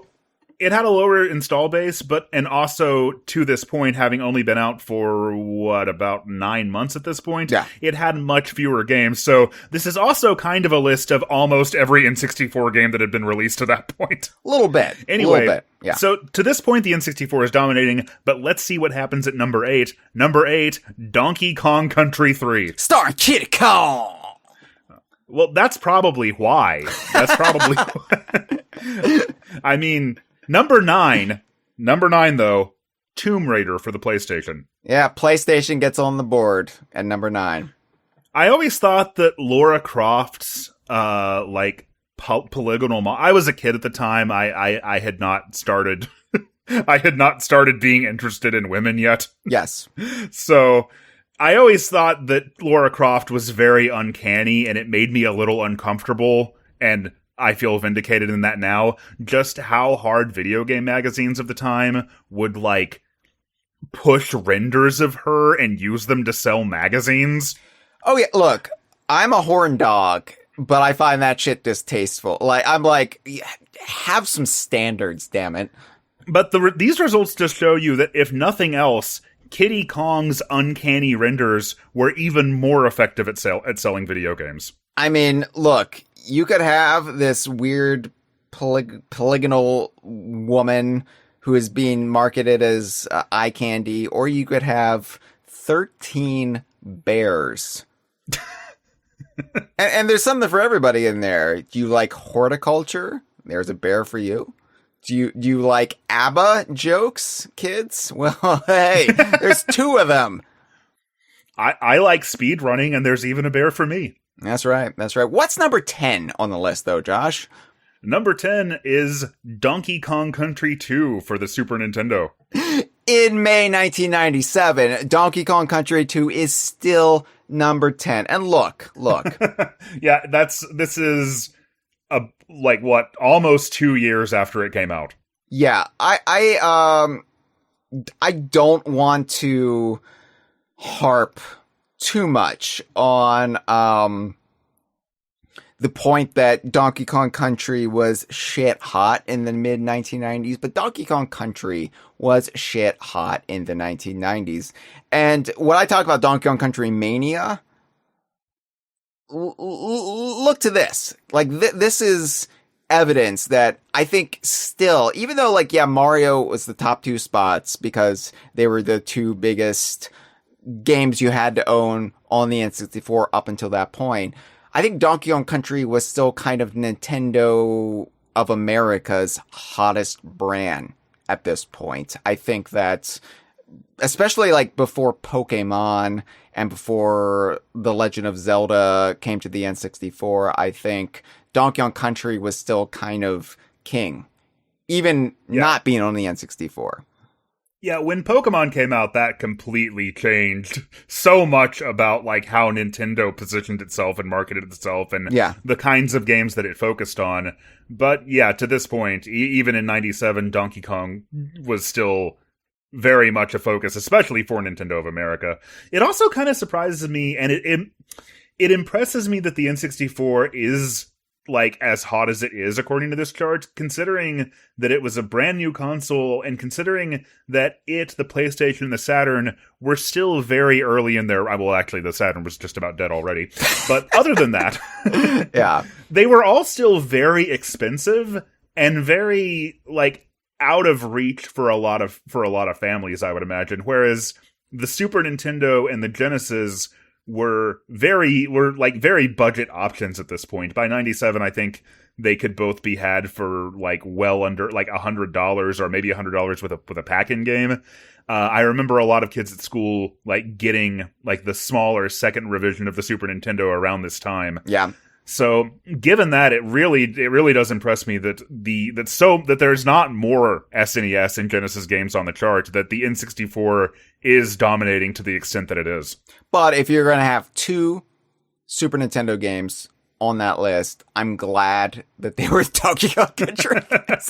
Yeah, oh no, me too. That's Yeah. delightful. Yeah. So then Howard Lincoln, this is just a very 90s piece of ephemera, and I just wanted to get that in there. Howard Lincoln mentioned they polled a bunch of teenagers, some marketing firm polled a bunch of teenagers about the coolest brands. What are the coolest brands? And for 1997, number 1 was Nike. Number 2 was Nintendo. And number 3 was a two-way tie between Sony and Calvin Klein. Huh. Yeah, I thought it would have been Tommy Hilfiger in 97, but okay. Well, Nintendo would, a few years later, make that Tommy Hilfiger Game Boy Color. That is still, to this day, the only thing I know about that brand, is that Game Boy. I was not in tune with what teenagers were into before I was a teenager, while I was a teenager, or after I was a teenager. So this is all like foreign language to me. Being an adolescent and then a teenager in the mid to late 1990s, I was surprised that Jinko wasn't on the list. Not Jinjo, Jinko. J-N-C-O, short for Jeanco, I believe. But they were the very baggy jeans that were in vogue in the 1990s. Skater culture really took to them. And you mentioned at the top of a recent episode that baggy clothes were apparently back in style. And again, not knowing ever anything that's popular, I didn't know that. But that's exciting. I tend to like that style. You know, but I've got all form-fitting clothes now. I finally adapted, and now they're telling me to make my clothes baggy again. You know, when I was a teenager, when I was like 17 years old, I had a mullet. And it was like 20 years after it was acceptable to have a mullet, and 20 years before it was acceptable to have a mullet. It was the worst possible time to do that. Wait until I talk about Ken Lobb's mustache. Oh yeah, let's get to that. So many fashion faux pas that if they just waited it out a couple of decades would have come back in fashion. Me Muppet says Jinko and Miller Outpost. I'm not familiar with Miller Outpost. I wasn't a very trendy kid back then, so we had that in common for sure. Yeah. Lincoln talked about the 64 DD, about the disk drive. And, you know, this is something I was looking forward to because I completely bought the hype that Nintendo was feeding me about how the 64 DD would revolutionize the way I play games. And basically, it would just make the way games would become a generation or two later the standard on this cartridge-based console. But being a Nintendo kid, this was all alien and exotic and exciting, alluring to me. So I was like saving up for the 64 disk drive, Josh. And had I seen Howard Lincoln talk about it here, I would have just used that money for something else right away. Because Lincoln was just so like, this fucking thing, man. He was like bluntly saying they were not showing it at E3 97 because they were not satisfied with any of the software. That's another good example of the sort of thing that you'd never have an executive say once E3 became what it became. You know? Right. Like, I love the frankness of this. And I love, like, they're not treating them like idiots. Like, of course, Howard Lincoln was still trying to, like, sell them on everything. But he just seemed incredibly unenthusiastic talking about it. Like, he was just like, this thing, unless they get some shit on this, we're never bringing it out here. Like, Reggie getting up there in 2015, the Wii U is really shitting the bed. Yeah. Oh, man. But the PlayStation, they're doing great things over there. Wow. Have you guys played The Last of Us? So he does still say they're going to introduce it in the spring of 98 in the US, shortly after it's released in Japan. I think he was just hoping for a miracle, but of course, it came out in Japan, sales were tepid, and then they just said, no, we're not doing it. It didn't even come out in Japan until like the very end of 1999, and by then it was too late to bring it out there, let alone anywhere else. And it's true, like, the software just wasn't that impressive. Like, as much as I would have loved to play those Mario artist games, being a Mario Paint kid from back in the day, that's just not enough. Like, there's just not enough on the DD to justify its existence. I think if it had launched, basically, as short as that generation ended up being, because, you know, the N64 came out in 96, and by 99, 2000, it was clear that, you know, technology had well passed it by, because the industry and the rate of change in the industry was just moving so fast in those days. Yeah. So I think for the only way the 64DD could have been a success is if it just launched as the N64 storage medium to begin with. If the thing just always had a disk drive. Yeah, I guess. But, you know, again, I really thought the N64 was going to last like a decade or more, because, Josh, you don't understand. Oh, I know. I remember. You understand. This is the pitch I made to my parents. I was like, look, you're tired of getting a new video game system every 5 years. I get it. I hear you. I feel you. But believe me when I say the N64 is the console of the next millennium, because as soon as it starts getting a little old, they're going to release something called the expansion pack. You stick that in there, it's going to become twice as powerful. And then they're going to release the 64 disk drive, and then it's going to become beyond our wildest conceptions. And you can tell that this path works, because look at how glorious and well regarded the 32X is. Yeah, and the Virtual Boy brought the competition to its knees. I don't even know why Sony's still bothering to release games, frankly. We've got Tele-Roboxer, and what are you, Battle Arena Toshinden. Just Andre has a great boobs joke in the chat. Boobs with a Z. Says, with the name, maybe the DD would have been able to compete with Lara Croft outside of America. I mean, we know Diddy's a fan, because he's got it on his hat now. that's Diddy used to have the Nintendo logo on his hat. Now he's upgraded to being even more specific about his favorite piece of video game hardware. Yeah, or his favorite piece of the anatomy. Who knows? So then Lincoln starts saying why you need to invest in Nintendo, and it's because Nintendo has the greatest lineup of characters. I mean, that was as true then as it is now, I would say.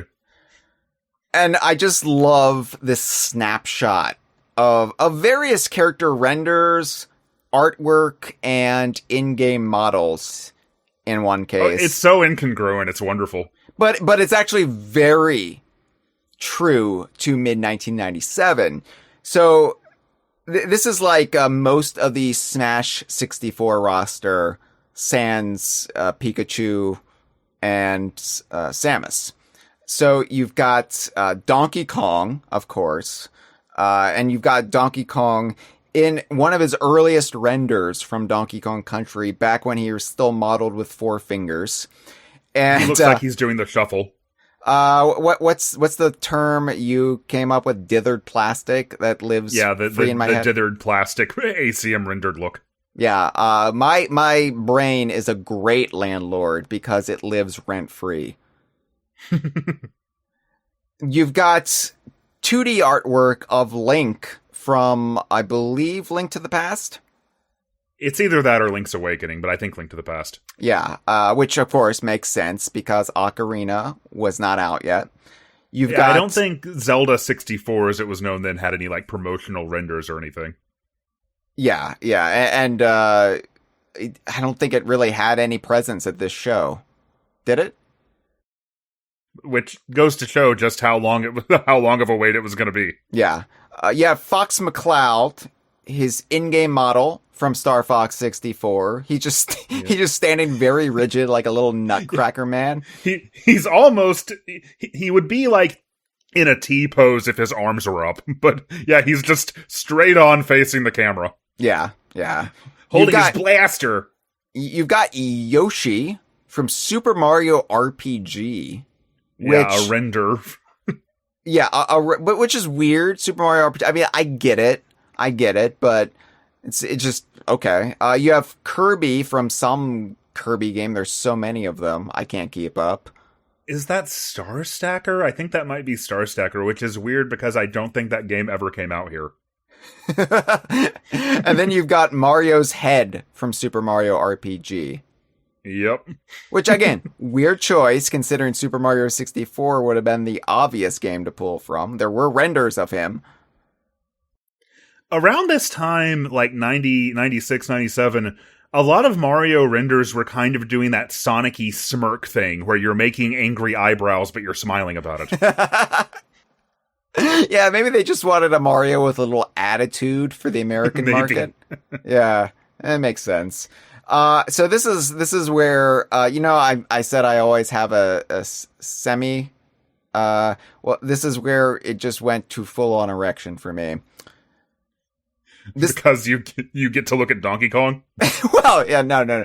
This is where Howard Lincoln then talked about, beyond just the characters and the franchises, he talked about the two pillars of Nintendo. He didn't refer to it as Nintendo EAD. He just referred to Mr. Miyamoto, but it was Nintendo EAD at the time. And what's the second one, Josh? Rare. Yeah, Rare. The two pillars of Nintendo, 1997. Like he put Mr. Miyamoto's team and Rare as being on the exact same level. The exact same level. And again, to a kid in 1997, they were. Like there's no disparity in size, in resources. Rare was the equivalent. Rare was the second half. This is exactly how we saw it. This is how Howard Lincoln, chairman of Nintendo of America, is pitching it. And yeah, you wouldn't have needed to, I didn't see this in 97, but you wouldn't have needed to tell me it because it's like, well, yeah, that's, that is Nintendo. This was just common wisdom on the playground. And then we get a slide because this whole thing, yeah, is like PowerPoint. We get a slide of Donkey Kong with the classic Rareware logo. And once again, the head of Mario from off of Super Mario RPG above the Nintendo logo. And by the way, this Donkey Kong render, it's a little bit more up to date than the previous one. This is the render from Donkey Kong Country 2, the one where he's not in a cage. And this is the one that they would then base the standard one from Donkey Kong 64 off of. Yeah, he looks like he's in the process of mounting the Rare logo, which makes a lot of sense. He is. So in my show notes, I just wrote, "Fucking hell, get me back here. I want to go home." This is how I felt watching this. I was just like, oh, everything makes sense again. Yes, children. Gather around the fire in this burned out dystopian hellscape. This is the way things were 30 years ago. Rare was considered half of Nintendo. It's true, yeah. The most important piece of Nintendo's legacy. I mean, you've got Miyamoto, of course, but right up there, is it Splatoon? Is it Pikmin? No, it's Donkey Kong. Donkey Kong. And more specifically, Rareware. Yeah, Rareware and Donkey Kong, the equivalent to Mario and Nintendo. And I'm going to quote Lincoln verbatim several times here because I just think you need to just hear it. Even if you never go watch this video, which you should, you need to hear it at least once in your life. Howard Lincoln said, "Our friends at Rare continue to amaze us, and I think you will be amazed by the games for N64 that we will be showing here at E3. And in that regard, I have one announcement with respect to Rare." And then the slide changes to just the Rareware logo. how Rare is going to substantially expand its development operations. Nintendo is going to increase its minority ownership interest in Rare. Rare is going to continue to develop games exclusively for Nintendo, and Rare is going to begin publishing some of these games for play exclusively on Nintendo platforms. The first game that Rare will publish is a game called Conker's Quest that we, Nintendo, will distribute exclusively on a worldwide basis. And you will see some footage of Conker's Quest in one of the videos that we're going to play this afternoon. And I think that when you actually see the product during the show, you will be amazed. This is amazing just on the timescale here. Because, of course, Conker's Quest would, of course, become Conker's Bad Fur Day, but it wouldn't come out until the very end of the N64's life, after Banjo-Kazooie, after Banjo-Tooie, after everything else that Rare ever made for the console. So it's really wild, especially in light of the fact that I believe at this time, the idea was still that Banjo-Kazooie was going to be their big game for Christmas 97. Yeah. Like, where was Conker's Quest going to come out at this point? So it was announced at E3 97, and this isn't from the press conference, as sometime late 97. Right. I don't think they knew, really. I think they were kind of winging it at this point, but... Definitely. Yeah, like, for those who aren't aware, and I've gone over this several times in various DK Vine media, but... Conker's Quest was originally the product that was just taking shape, blowing minds at Rare. They were like, this is it. This is the game. And it was Project Dream that was struggling to find a direction since they wrapped DKC2. Super Mario 64 comes out. Greg Mails and crew see that and they're like, let's just fucking do that, but better. So they did that. And then all of a sudden... the Conker team is looking at Banjo and they're like, shit, it's so much better than what we have.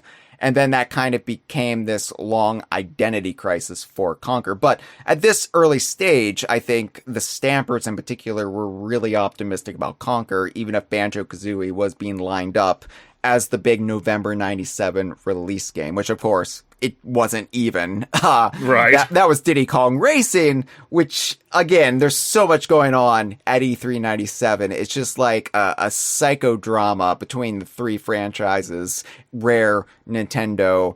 And at this point, the relationship between Rare and Nintendo has never been better.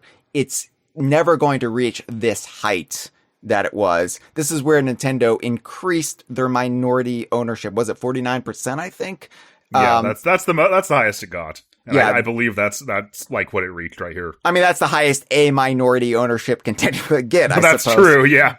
Maths. That's Donkey Kong Jr. math right there. But, see, I said maths like I lived in the UK. It just sneaks in there, Josh. I don't even do that. Yeah, see, I'm bad. I'm the poser here. I'm a poser like the time I decided to wear Jinko jeans in 1996 and somebody said, "You're not a skater." And I had to de-trouser myself. See, I called them trousers. What am I doing here? When Hot Topic first opened, I got a really cool shirt from there, and then people made fun of me and I never wore it again. Yeah, it happens. Being a kid is cruel. Yep. I don't recommend it. Well, I don't think we have to worry about that. I don't know. Like, I'm going to Benjamin Button myself eventually, Josh. But I think that, like, I viewed this and I just remembered this glory days, this sweet spot of the Nintendo Rare partnership where we thought it was going to last forever because how could it not? Listen to Howard Lincoln. Listen to the man for once because he's telling it like it is. And it would all go to spectacular shit. Not even, 4 years later. And we've covered this ad nauseum, but Howard Lincoln left in 2000. Ken Lobb, who we will talk about in just a minute, he jumped ship to Xbox shortly after or around the time Howard Lincoln left. And then the leadership changed in Nintendo of Japan in May 2002. That's when Iwata took over. And then all of a sudden, Rare no longer had its allies. Rare no longer had its champions within Nintendo. Right at the time, they were looking to be bought by Nintendo. It is, and it is just so wild to consider just how short this period, this golden age of the Rare Nintendo partnership actually was. It's golden eye. From an adult perspective, especially because I never owned any Nintendo hardware before Donkey Kong Country was out. I have functionally no memory of the NES era, or at least no like personal investment in it. I did not know anything about what was going on at the time. So to me as a kid, for one thing, of course I was on kid time, so everything seemed like it took forever. It lasted forever. Sure. But also, this was just the default state of Nintendo to me. This was was like Rare and Nintendo being these like twin pillars of what defined Nintendo hardware was the way that it had always been, as far as I could tell. Yeah, it was a buddy duo, effectively. Yeah. And you didn't think they were going to break up because, how can you have Kazooie without Banjo? How can you have... I was trying to think of another buddy duo outside of the DKU. All I'm getting is like the beginning of the Banjo-Kazooie VHS. Okay.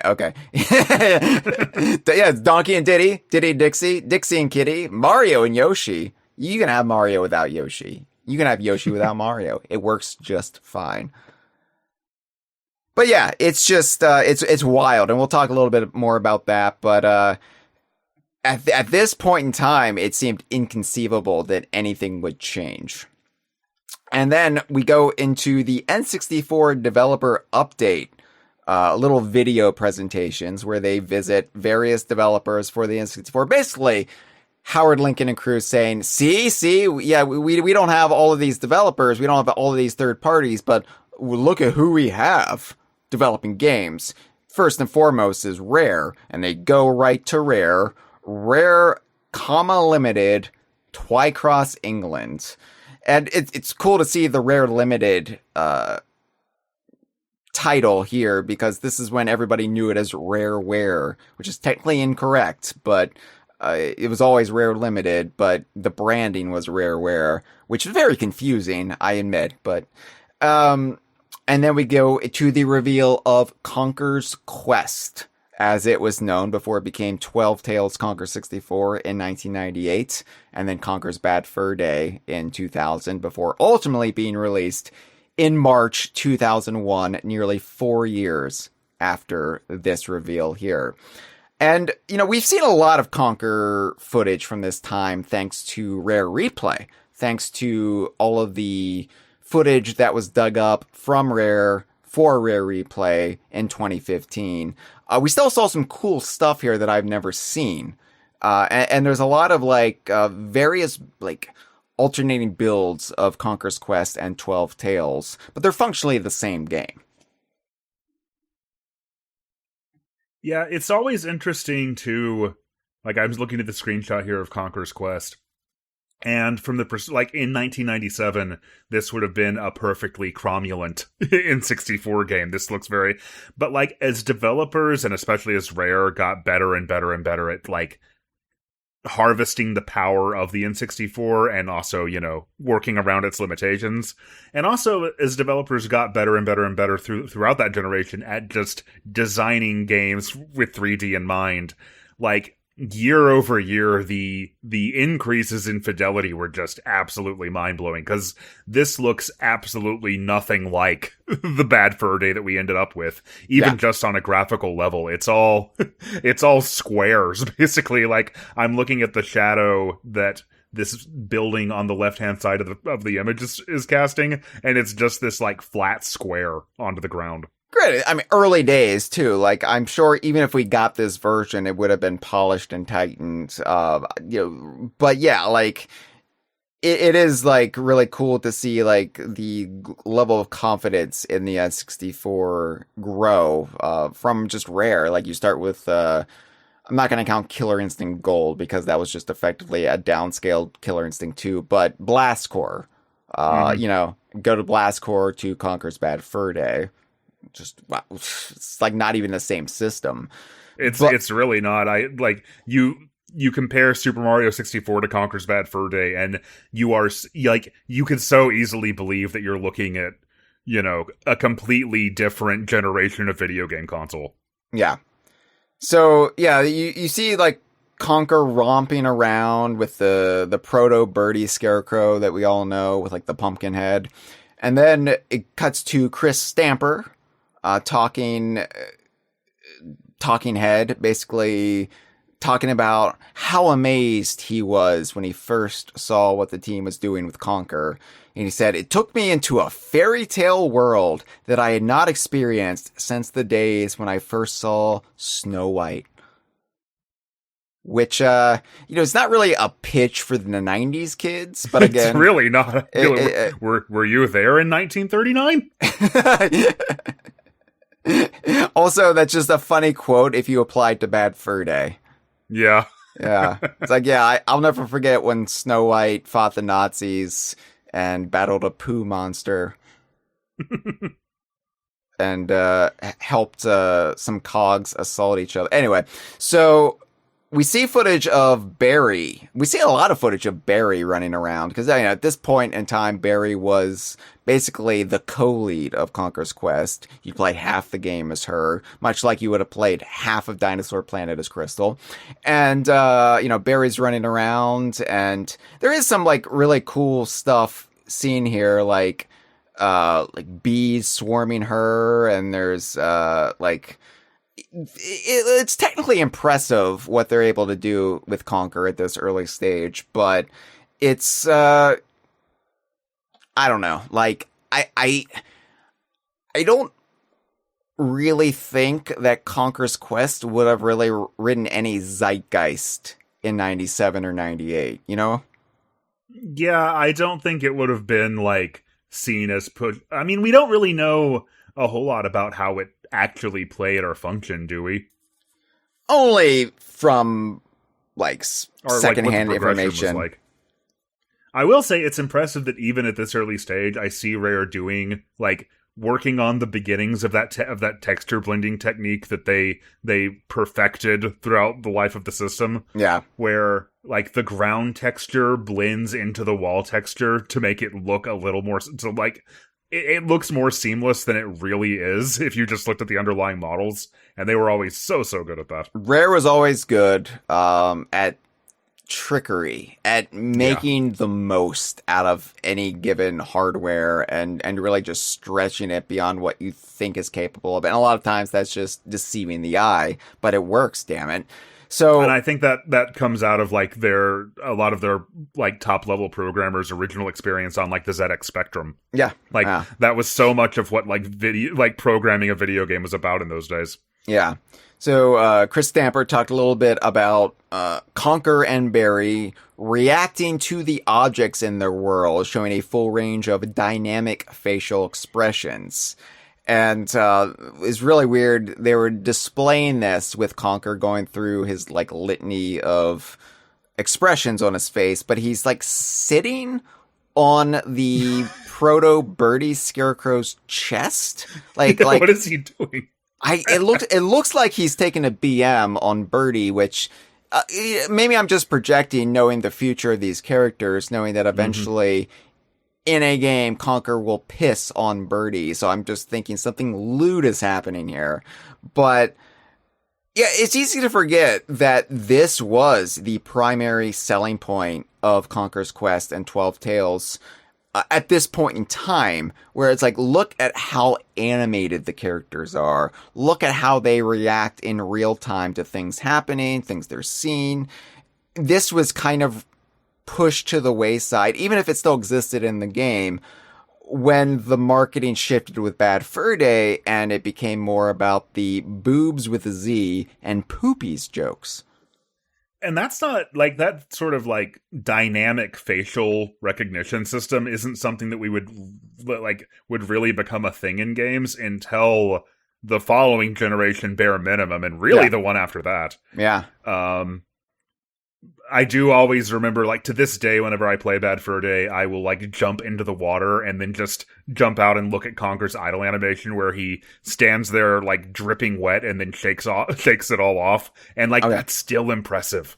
Oh yeah, like I love in Donkey Kong Bonanza jumping into water because there's this brief moment where like Pauline's freaking out because she can't swim and she's holding her nose, and like Donkey Kong is like gasping for air when he comes up, and it's just like blinking you'll miss it expressions, but it's so realistic and it's so like it's just such a small little detail that most people will never pick up on. But yeah, Rare was doing it here in 97 on Conker. Like it's really impressive what they're able to do, and there's a reason the DK Vine forum. Is. Like, I don't know if I can even think of any other 5th generation video game that like does that in gameplay like Conker does. Blows my mind that you use terms like 5th generation, because I can't think in those terms. It's just like 32/64-bit era. It's like the mid to late 90s. That's what it is to me. But there's a reason the DK Vine forum,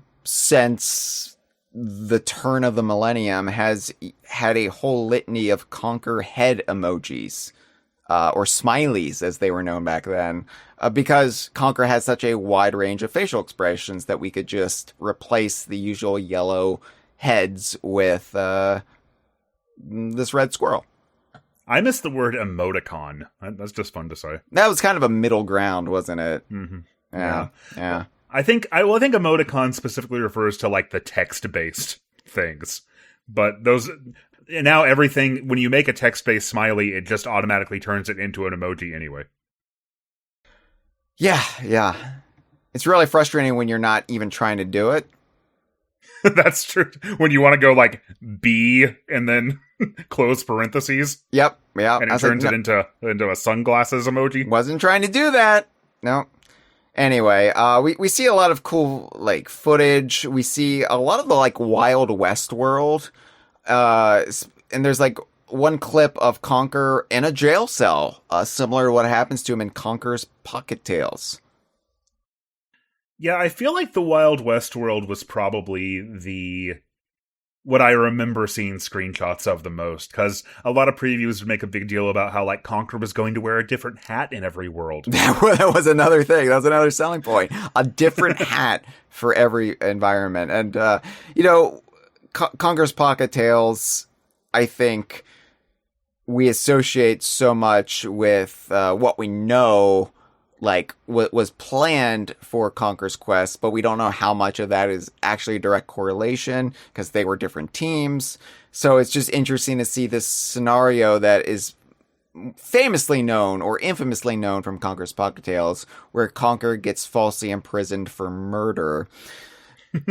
It's been a weird franchise from the very start, but here he is in a jail cell. I'm like, wait, was that going to happen in Conker's Quest?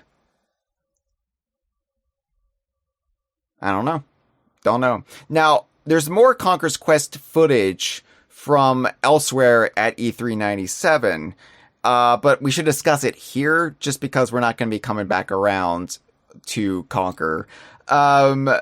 We see, like, the save file select screen or the load game or save game, whatever, screen, and it's in a book. A lot of times this has been described as being exclusively in 12 Tales Conker 64, like when they hit upon this like storybook aspect of the game. But no, this was apparently in the game as early as E3 97 when it was announced. Yeah, which is very strange here, because in this footage, because this is all E3 97, like, there are visibly two different forms of Barry. Yes. So during the press conference, we saw Barry, youngish Barry as we knew her from Conker's Pocket Tales, with brunette hair and brown fur. Now, we see an, I'm guessing, earlier version of Barry that would become, ironically, a more familiar version of Barry from the version of Bad Fur Day that we got. This is still like youngish Barry, proportions similar to Conker, but she's blonde and she's got gray fur, which is ultimately what we got in Bad Fur Day, albeit taller and more buxom with those DDs. And I'm like, I've seen this version of Barry thanks to the rare replay footage, and I just assumed like, oh, maybe like they were shifting her at some point when they were still working on 12 Tales, and maybe like Pocket Tales came out and they decided to shift her then. I think this is the earliest version of Barry, the blonde-haired, gray-furred Barry, and they just reverted her when they decided to go Bad Fur Day. Well, that's interesting because looking at this, it had Conker's Quest, basically had Bad Fur Day not happened, had the game come out this way, I think that this probably would have been a better choice for Barry's character design because it diverges so much more from Conker. Yeah. In the footage, Barry is doing that very like 80s and 90s character design, like female character design thing, where it's the male character model with girl hair and more clothes. You know what I mean? Right. It's the distaff counterpart. This gray blonde hair, different. I mean, it's still like the same face shape as Conker, but that differentiates her from him a lot more. I feel. Yeah. Now, and of course, in Bad Fur Day, she would be very differently shaped than Conker. So yeah, no concerns there. And then she was shot to death like Lincoln. We'll see how it ties all together. So.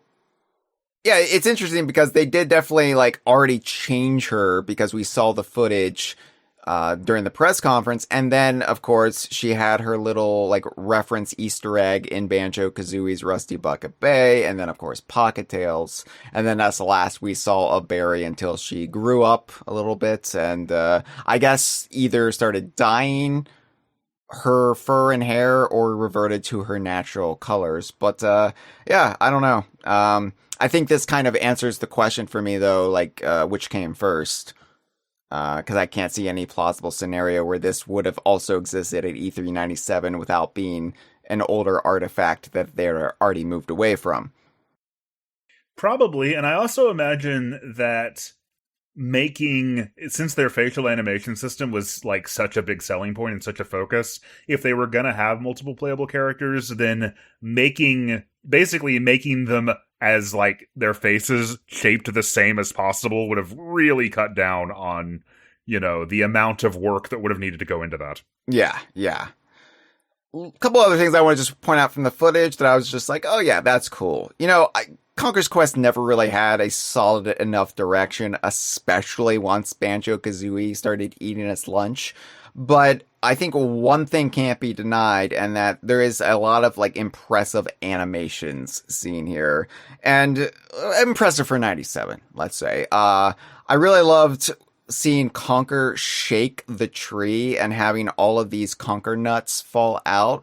I was like, well, that's a kind of clever way to get these like ammunitions, like get these items to collect rather than just run around on the ground and shake them from the trees. That's something I've never seen much in games. Yeah, like we talk, like so much of like how a video game was designed around and within and to sort of subvert as many of the limitations of the hardware as possible. So when I was talking earlier about how this game looks like it's something from 1997, I was talking about the environments. Yeah. But I think the trade-off there is that what they were putting all of that processing power and all those polygons toward was the animations and the character facial expressions and just so much more detail into that than, something like Banjo-Kazooie had. Yeah. We also got footage of a sleeping acorn person enemy that Conker has to sneak up on in this like corridor or something. I don't really know the context, obviously, but I love seeing, not only do we have this like sleeping acorn person enemy, but we also have the living flowers kind of dancing on the hill next to him, because both those acorn enemies and the living flowers, they both appeared on the Conker's Pocket Tales box art, as we all know. And the latter, the flowers, did appear in the opening training area in Bad Fur Day, kind of one of the artifacts that did make it over, kind of as an in-joke in Bad Fur Day. Of course, the buxom, busty sunflower with the DDs, boobs with a Z, everybody, was based on these flowers, which are kind of everywhere in Conker's Quest.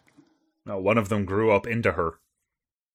Yeah, apparently. And then Conker gets past the acorn enemy and goes through a very hobbit-ass door, as I wrote in my show notes.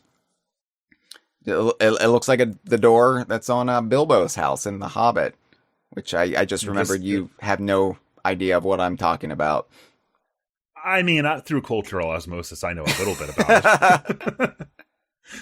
I remember all the girls in high school being really obsessed with Johnny Depp. That was one, but also Orlando Bloom. Yeah. Ian McKellen, they just couldn't get enough. Gandalf's staff. So, footage of the Wild West area, we saw some of the cactus enemies, which would appear in Pocket Tales. And, our perception is so skewed because Pocket Tales was based on this game, but we never got this version of this game. So Pocket Tales seems like this bespoke thing that speaks for itself, when really it was the handheld counterpart to a game that we never got. That is so wild. It's like if Donkey Kong Land had come out in a world where Donkey Kong Country never existed. That's so sobering to imagine. It kind of breaks your brain to think about. Yeah, but that's what we got with Conker. That's why I love how bizarre it is that we even got Pocket Tales at all. Yeah, I'm so glad we did, because I feel like it enriches the direction the series went with Bad Fur Day. Like, I feel like Bad Fur Day does not work unless you have something to subvert in the series in the first place. Yeah, I wonder if Pocket Tales still would have happened had it not been for Diddy Kong Racing, just at least establishing Conker as some sort of a recognizable IP. Sure, but I think the work was done in Pocket Tales. It's like, well, either we just never release this game, or we get it out there and try to recoup some of the dev time. Yeah, they sat on it for like at least a year before they came out with it, didn't they? It was a while, because I think they're trying to wait for the N64 version to get out first. Sure. And then when they realized that's not happening anytime soon, let's just pull the ripcord. It would have been very funny if they had come out like next to each other, if Pocket Tales actually had just come out around the same time as Bad Fur Day. Sure, yeah. I mean, who knows? I could see a scenario where that might have worked, but I think Pocket Tales was struggling to find its place in the market in 1999 when it came out. So, oh yeah, like having this better version of it on the N64, I don't know how it would have fared. Like even games like Perfect Dark that did get that, I don't think Perfect Dark for the GBC really moved much. No, it definitely didn't. But the Game Boy Color was struggling, Pokemon aside, it was kind of struggling for, like, attention through most of its life, because, like, everybody saw it as, like, well, this is still 8-bit, this is still just the Game Boy, it just has color now, like... I mean, I know I played mostly Pokemon on it, and it wasn't, like, the version of Pokemon I was playing wasn't even for the Game Boy Color, per se. Yeah, no, Gen 1 did not, well... The international, we can't get on Pokemon right now. Let's go. Let's not. No, but I know what you're gonna say. Yeah, it did have the tint. You know where I'm going with this. It did have the tint. Yeah. So yep. We also got swinging hammer enemies in a world where Conker wears the miner's helmet, and these very rare design. This is where they're just starting to stick googly eyes on shit and just call it a day. Yeah, it's a hammer, but it's got eyes. Well, these are at least, they're not like a hammer with cartoony googly eyes like affixed on top of it or whatever. Yeah. These are integrated into the hammer. Yes, it's not the full-on Banjo-Kazooie style of just googly eyes. Bam. That's character design right there, baby. But it's still pretty close. But they're cool design. They're big sledgehammers that swing back and forth like a pendulum. Mm-hmm. Not very fast, like very easy to get around. Not very exciting. Just thought it's worth mentioning. In some alternate universe, these are as beloved as the Kremlings. Oh man, I hope that the swinging hammer with eyes pendulum makes it into the next Mario Kart. When are the Sledgos coming back? Hashtag bring back the Sledgos. I mean, this is barely even a joke. This is exactly what, like, if you did this now, it wouldn't surprise me. I have so many, like, faux campaigns concurrent of each other at all times. I'm still trying to change Radley's name in Super Mario Odyssey, Josh. I mean, maybe the game will get like well, I know it already got a Switch 2 upgrade. Yeah. I don't know. I still got to tilt. It's off the table for a long time now. I have to tilt at those windmills, and there were plenty of windmills in the Conker series. That's true, yeah. But the last thing I'll say about Conker before we move on to the main events, I don't really mourn Conker's Quest or 12 Tales Conker 64, since, again, what we got, Bad Fur Day, I think is arguably way more memorable than what this would have been. Sets it apart, gives it its own identity. We did get Pocket Tales. Of course, I'm always curious about this alternate course, and I look at this and I'm like, well, that could have been cool. That could have been interesting. But we'll never really know. At best, it would have been cool to get them both. Like, say we got 12 Tales in, like, 97. Yeah. And then Bad Fur Day as it was in 2001. But I don't think there was ever a realistic scenario where it would have worked out that way. I feel very lucky that we even got Bad Fur Day at all, considering how very late in the N64's life it was. And for that matter, how poorly it actually did like, in terms of retail, because it came out so late. I mean, like, so yeah, I would absolutely not want to sacrifice Bad Fur Day for 12 Tales. And it's the thing where, like, I don't mourn 12 Tales or Conker's Quest, just like I don't really mourn Dinosaur Planet anymore either, because at least we got Star Fox Adventures. At least we got something out of it. It's not like a Donkey Kong Racing where we just got nothing but shattered dreams. And it stings less too, knowing now that so much of what ended up in Star Fox Adventures was exactly what Dinosaur Planet was. Yeah. The main thing I do mourn about it is, like, the lack of focus on Crystal and, like, her barely being playable in the final build. Sure. At least Star Fox Assault sort of made up for that. Sort of, yeah. So then I just like, we're going to get to Banjo-Kazooie now, but I just want to point out what might be my favorite non-DKU slide in this entire presentation. This is a thing of beauty. This is peak Nintendo 1997. Again, take me back there because this is where the world makes sense to me. This is a slide, a composite image of Ken Griffey Jr., Seattle Mariners star of the 90s, holding an N64 controller in his baseball mitt, which is not how you hold an N64 controller. There are only two ways to properly hold it. This is not one of them. And he's next to Pierce Brosnan's James Bond, holding his gun. Love it. Beautiful. Had in an alternate universe where we shatter dimensions and the year after 1999 is 1990-10 and culture just never moves on, Ken Griffey Jr. and Pierce Brosnan's James Bond would have been in the next Smash Brothers. I still think they should be. At least Ken Griffey Jr. Ken Griffey Jr. is a Nintendo icon. He got so many games from Nintendo in the 90s. And again, like, Nintendo owned the Seattle Mariners. Howard Lincoln left Nintendo of America to run the Seattle Mariners.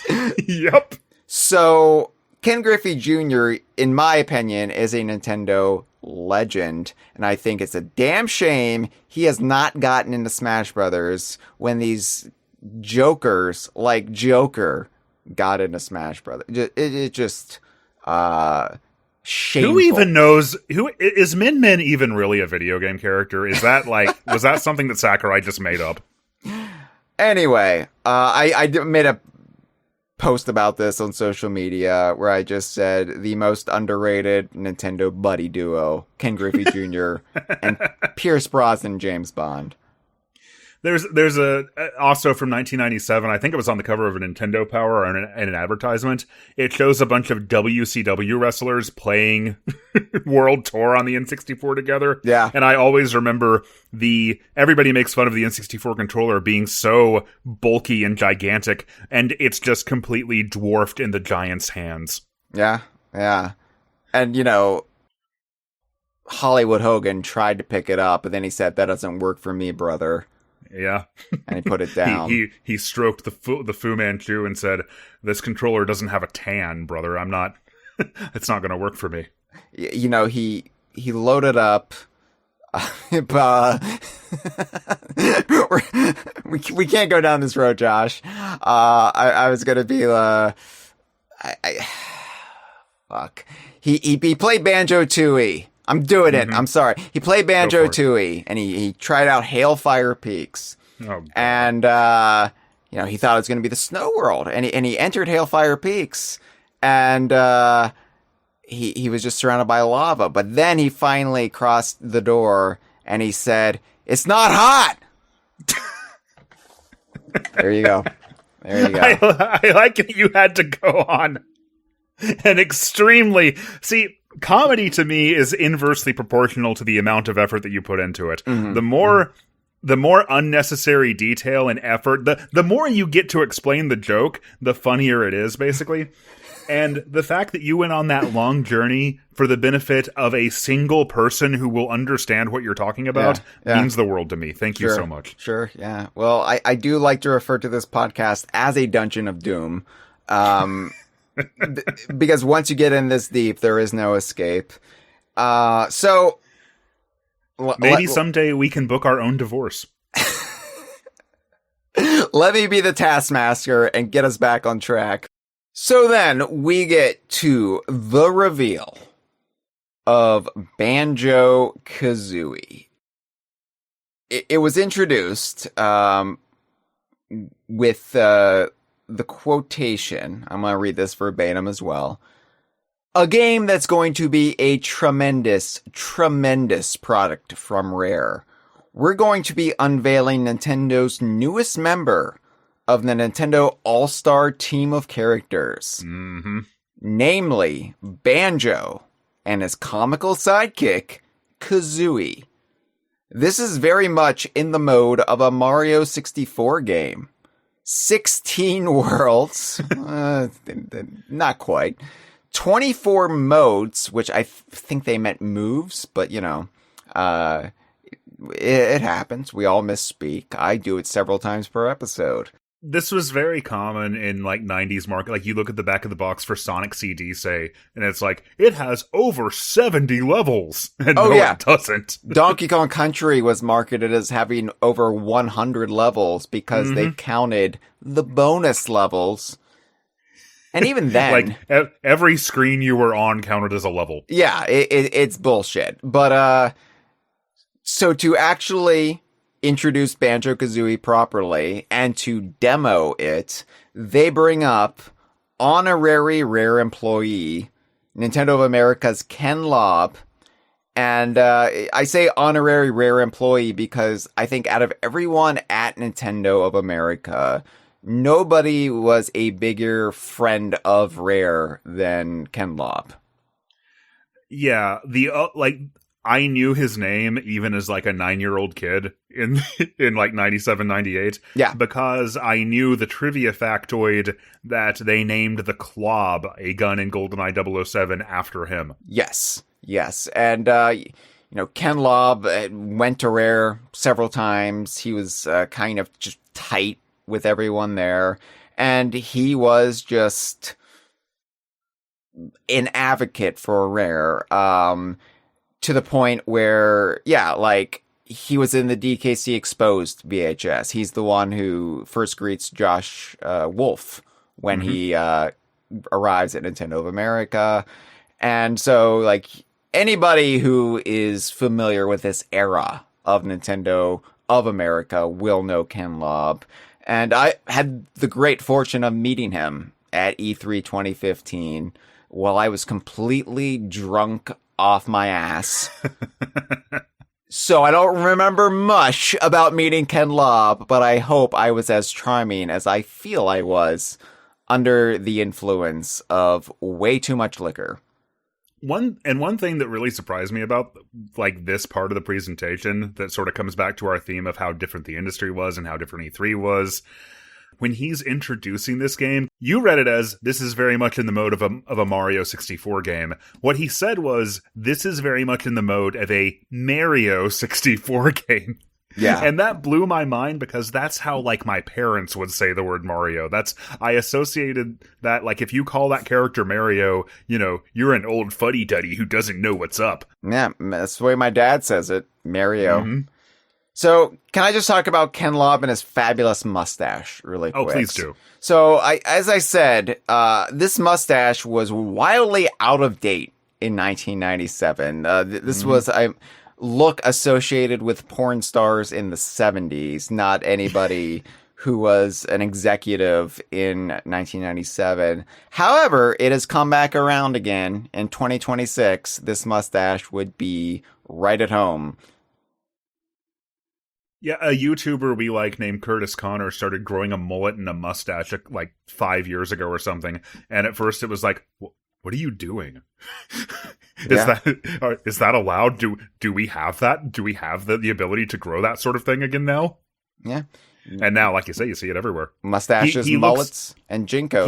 He looks very on fleek, to use another out-of-date term.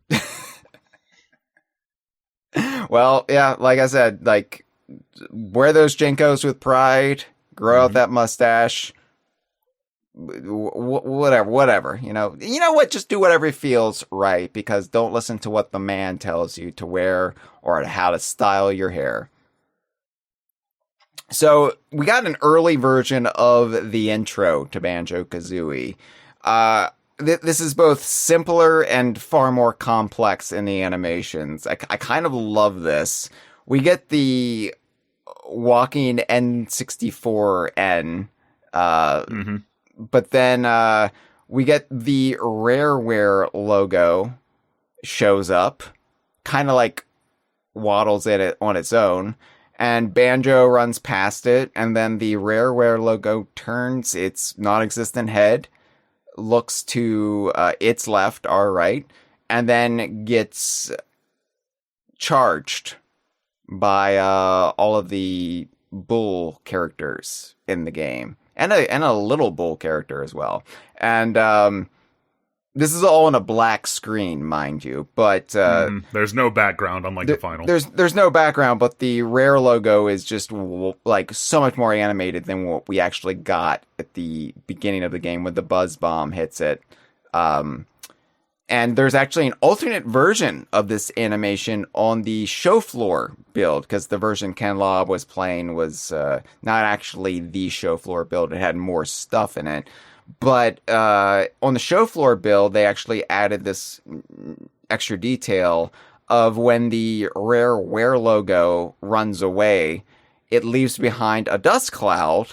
That's just the Rare logo sans shield, a la the buyout era Rare logo from 2003 to 2010. Yeah, it's kind of interesting that the N64 logo, as in the final, is like animated and sort of treated as a character in its own right. Whereas in the final, like, the Rare shield is just treated like a big heavy gong. Yeah. that gets slammed into, whereas here it too is a character in its own right. Yeah, and I mean, even in Bad Fur Day, that opening animation, the N64 logo is living until Conker murders it, and then the Rare logo, which he replaces it with, is just a big slab. Yeah, I like that you get that continuity throughout the intros of Rare's games on the N64, where the final one, like Conker, finally just kills the N64 logo. Yeah, it was born in the Blast Corps intro, it was in the maternity ward, and then it was on its deathbed in Bad Fur Day. It turned into the Perfect Dark logo at one point. It's funny, so hearing people in the crowd reacting to the intro to Banjo-Kazooie, which is the hoedown. It's basically the same hoedown. that we're familiar with. Not a lot has changed there, but you get a lot of like laughter from the crowd watching the characters react, and a lot of like he's. It just a weird kind of like how's this playing with this group of assembled journalists and retailers and industry folk in 1997. But they were laughing, they were having a good time. Yeah, well, I wonder how much of it was like, this is like an awkward kiddie thing versus, this is this is a genuinely good time. I would love to see a like footage from the show floor of E3 1999, and I don't think it exists, of adult seeing the DK rap for the first time. Yeah, right. So Lob realizes this intro is going on way too long, so he just like says, all right, well, let's just get to the gameplay. We get to a very, very rudimentary title screen, which is the early Banjo-Kazooie logo with the character heads and not the font that they settled on. And it's just on a black screen. Press start, the logo just like spins away. And then this all screams work in progress. Yes. But then we cut to an early version of Mumbo's Mountain, complete with like a swooping camera shot, like zooming into Banjo, which looked cool, but yeah, wouldn't have meshed with the actual game. And this is wild. This is absolutely insane to see. It's more or less the same level geometry and structure that we ended up with in Mumbo's Mountain. I'm sure things have been adjusted and moved around a bit, but like the textures on the level, the graphics, and the way that things within it are arranged is all completely different. Yeah, we've seen some of this, again, in the rare replay footage from 2015, but it is like, it's one thing seeing snippets out of context. It's another seeing Ken Lobb journey through Mumbo's Mountain. And I'd be like, wait, no, go over to where Conga is. Like, I want to see what's down. Like, I was getting frustrated watching this, having no control over where he goes, because I want to see exactly how it's different, especially coming off of the Super Pocket Rare Edition, which gives you so much freedom in how you can play Banjo-Kazooie at a certain point. And I was just like, I want to see everything. I want to see everything in this build. What are you doing, man?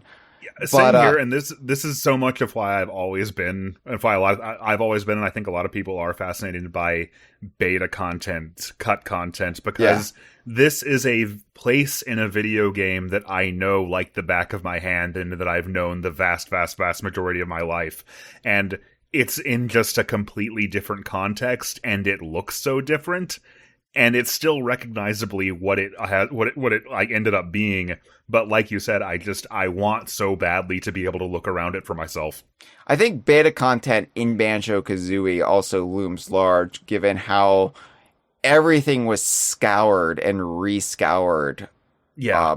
With the stop and swap frenzy, with like everything was a possible clue, everything was a possible lead. Let's go back into these early screenshots to see like what was there and what they might have like taken out, and what might tip our like hats towards stop and swap, or as we knew it in 98, just the ice key and eggs.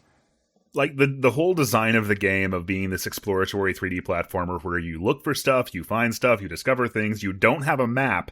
So the game design all on its own would encourage you to, like I said, learn these layouts and these places and these landmarks like the back of your hand. Yeah. But yeah, then to have stop and swap just make everybody like go over all of that with a fine-toothed comb, just really ingrained these like Banjo-Kazooie's locations into our gray matter for anybody who was like around and actively participating at the time, and was not wooed away by the glories of Ocarina of Time. Yeah. So you can kind of see why Ken Lobb gelled with everybody from Rare almost immediately. Because, again, this isn't a stage show pageant for the masses. This is a curated, focused event designed to sell Banjo-Kazooie for November 1997 to retailers. to get the press to hype it up. And what Ken Lobb immediately does, the first move he shows is Kazooie sharding out an egg from her backside. I believe Lobb refers to it as when you poop them out. Yeah, it's funny. Before even explaining the conceit of Banjo and Kazooie, where you control this bear, but then you can do all these moves using the bird that lives in his backpack. But yeah, he just immediately, like... I feel like the joke would have landed better if you'd explained what, like, the other stuff that Kazooie could do first, and then showed off, you know, you can fire eggs forward, and you can also... But no, he just ripped the Band-Aid off. No patience. He just wanted to get to the fart sound effect, which he thought was delightful. And you know what? This is why the man is a legend. It does get the audience on board immediately. Yeah, exactly. So, I found this really fascinating, and this helped clear up some things for me, some things that have been in debate over the years. This is Lobb referring to what the objectives of the game are and describing the plot of Banjo-Kazooie as it existed in, May 1997? All right, so he says, as far as game design goes, what you're doing in this game is you're trying to collect these gold puzzle pieces. Some major giant dude has stolen your girlfriend, and you're going to try to work your way up into his castle in the clouds. But before you can do that, you're going to have to gather some puzzle pieces to fill the picture that, and then he trails off because he notices a Jiggy in the early version of Mumbo's Skull Hut in the eye. And so then he just stops. I'm like, no, keep describing the story. Keep describing this castle in the cloud. Ken, what are you doing? Buddy, I need you to slow down and focus here. Yeah, it's funny, like, that's... The way that I read this was that... One, I'm really unsure, is it that the details of the plot were not entirely finalized, or was it that they weren't entirely clear to Ken? It might be a little bit of both, because we have gotten some evidence for the giant thing. Thanks to the Super Pocket Rare Edition, thanks to some of the music tracks you can unlock in this new build of Banjo-Kazooie, one of them refers to the giant. So, I am leaning towards Gruntilda wasn't a thing yet. And there is evidence for that later in the footage, towards the tail end, that Gruntilda was not a thing yet. Now, the interesting thing to me, though, beyond just what was potentially the antagonist of this game at this point, was referring to Piccolo, which was Banjo's sister Tootie's name at the time, Piccolo, referring to her as Banjo's girlfriend. So this is what was portrayed in this early media for Banjo-Kazooie, that you're going to have to rescue Banjo's girlfriend, Piccolo. And eventually Greg Mails, like in the era of Twitter, he took me to task because I mentioned this, and he said that was never the case. That's not a fact. And I was like, but, and I was like, I have all this evidence from Nintendo Powers and EGMs. What are we doing? Greg Mails.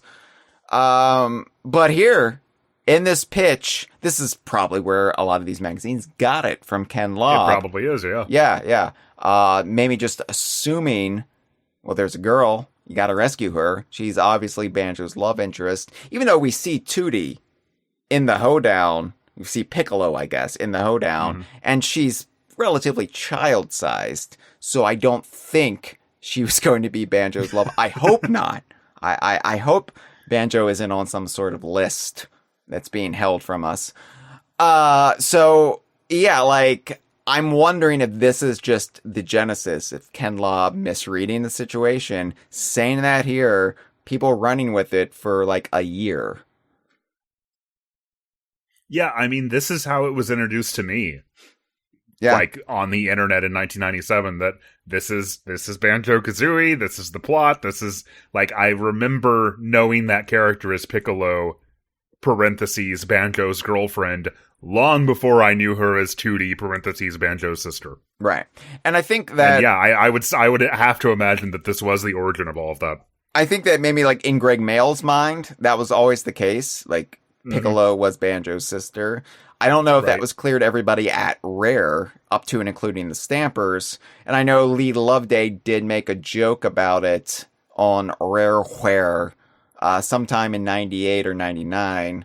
He did make mention of it. So it was a known thing even at Rare. So, yeah, I don't know. I do feel like, in retrospect especially, it would have been very... unlike Rare, and especially unlike this Rare team, to do something as like bog standard a plot as you have to rescue your girlfriend. Even though that was Pocket Tales. Well, true. Although, to be fair, Barry wasn't Conker's girlfriend until the end of the game. That's when they fell in love. Well, there you go. Yeah, that's when they hooked up. And it all had a happy ending after that for them. So, absolutely. I found interesting that one of the moves that Lob demonstrates is an early version of the wading boots, sans boots. Kazooie can just elongate her legs. And that really makes me curious about like the evolution of Banjo's game design, because how much stuff like that? For one thing, I'm like, what would the button input have been for that? Right. Because Banjo-Kazooie is just so overstuffed with using every element of the N64 controller as it is. But also, I wonder how many moves were sort of designed initially as something that you could do at any time, and then Rare, as they kept working on the game, they were like, well, this is really extremely contextual, so right. Maybe we should tie this to some sort of a power-up instead. They already have the flight pads in this build, so yeah, it's clear, like, they knew pads were going to be a thing, but maybe like the various shoes and whatnot weren't actually devised yet. It's interesting. And it looks so wrong to just see Kazooie stretch out her legs. Because you still get the sound effect too, and it's just like, what is this? This is weird. Speaking of weird, the early version of Mumbo Jumbo, who we also saw in the Hoedown. Now, Mumbo is far scarier looking in the original Banjo-Kazooie. They softened him dramatically for 2E onward. But this is like early version of Scary Mumbo. Yeah, I think correct me if I'm wrong, but there were some renders that were much more stylized in this form. Yes, the early renders... The early renders... I seem to remember one in like a Nintendo Power advertisement for like a subscription for Nintendo Power that kind of gave me the heebie-jeebies. It's the early renders that were presented from this time, from E3 97, and with the background, that's the like 2.5D top-down build of Banjo-Kazooie. That we mistakenly assumed was going to be a fungi forest, but, or fungus forest. It's one of those. Yeah, like, I do like Scary Mumbo. I actually prefer Scary Mumbo to soft, cutesy Mumbo, but Lob refers to Mumbo as Witch Doctor Guy here, which, that was how Mumbo was described in a lot of the early materials.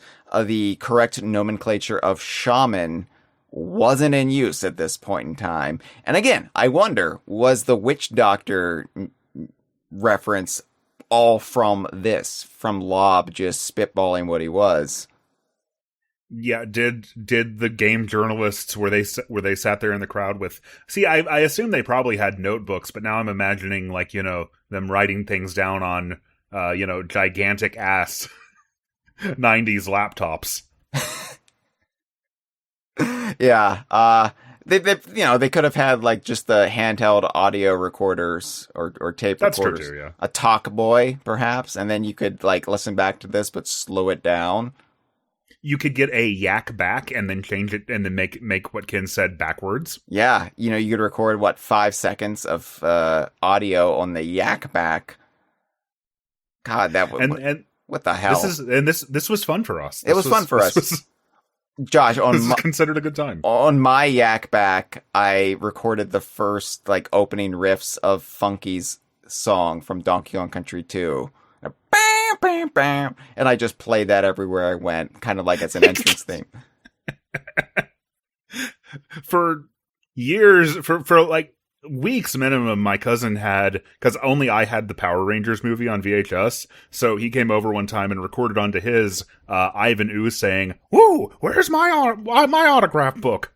And then like I saw him weeks later and he still had it on there. And he just thought that was hilarious. For those who are too young, this is how we had to entertain ourselves in an analog world.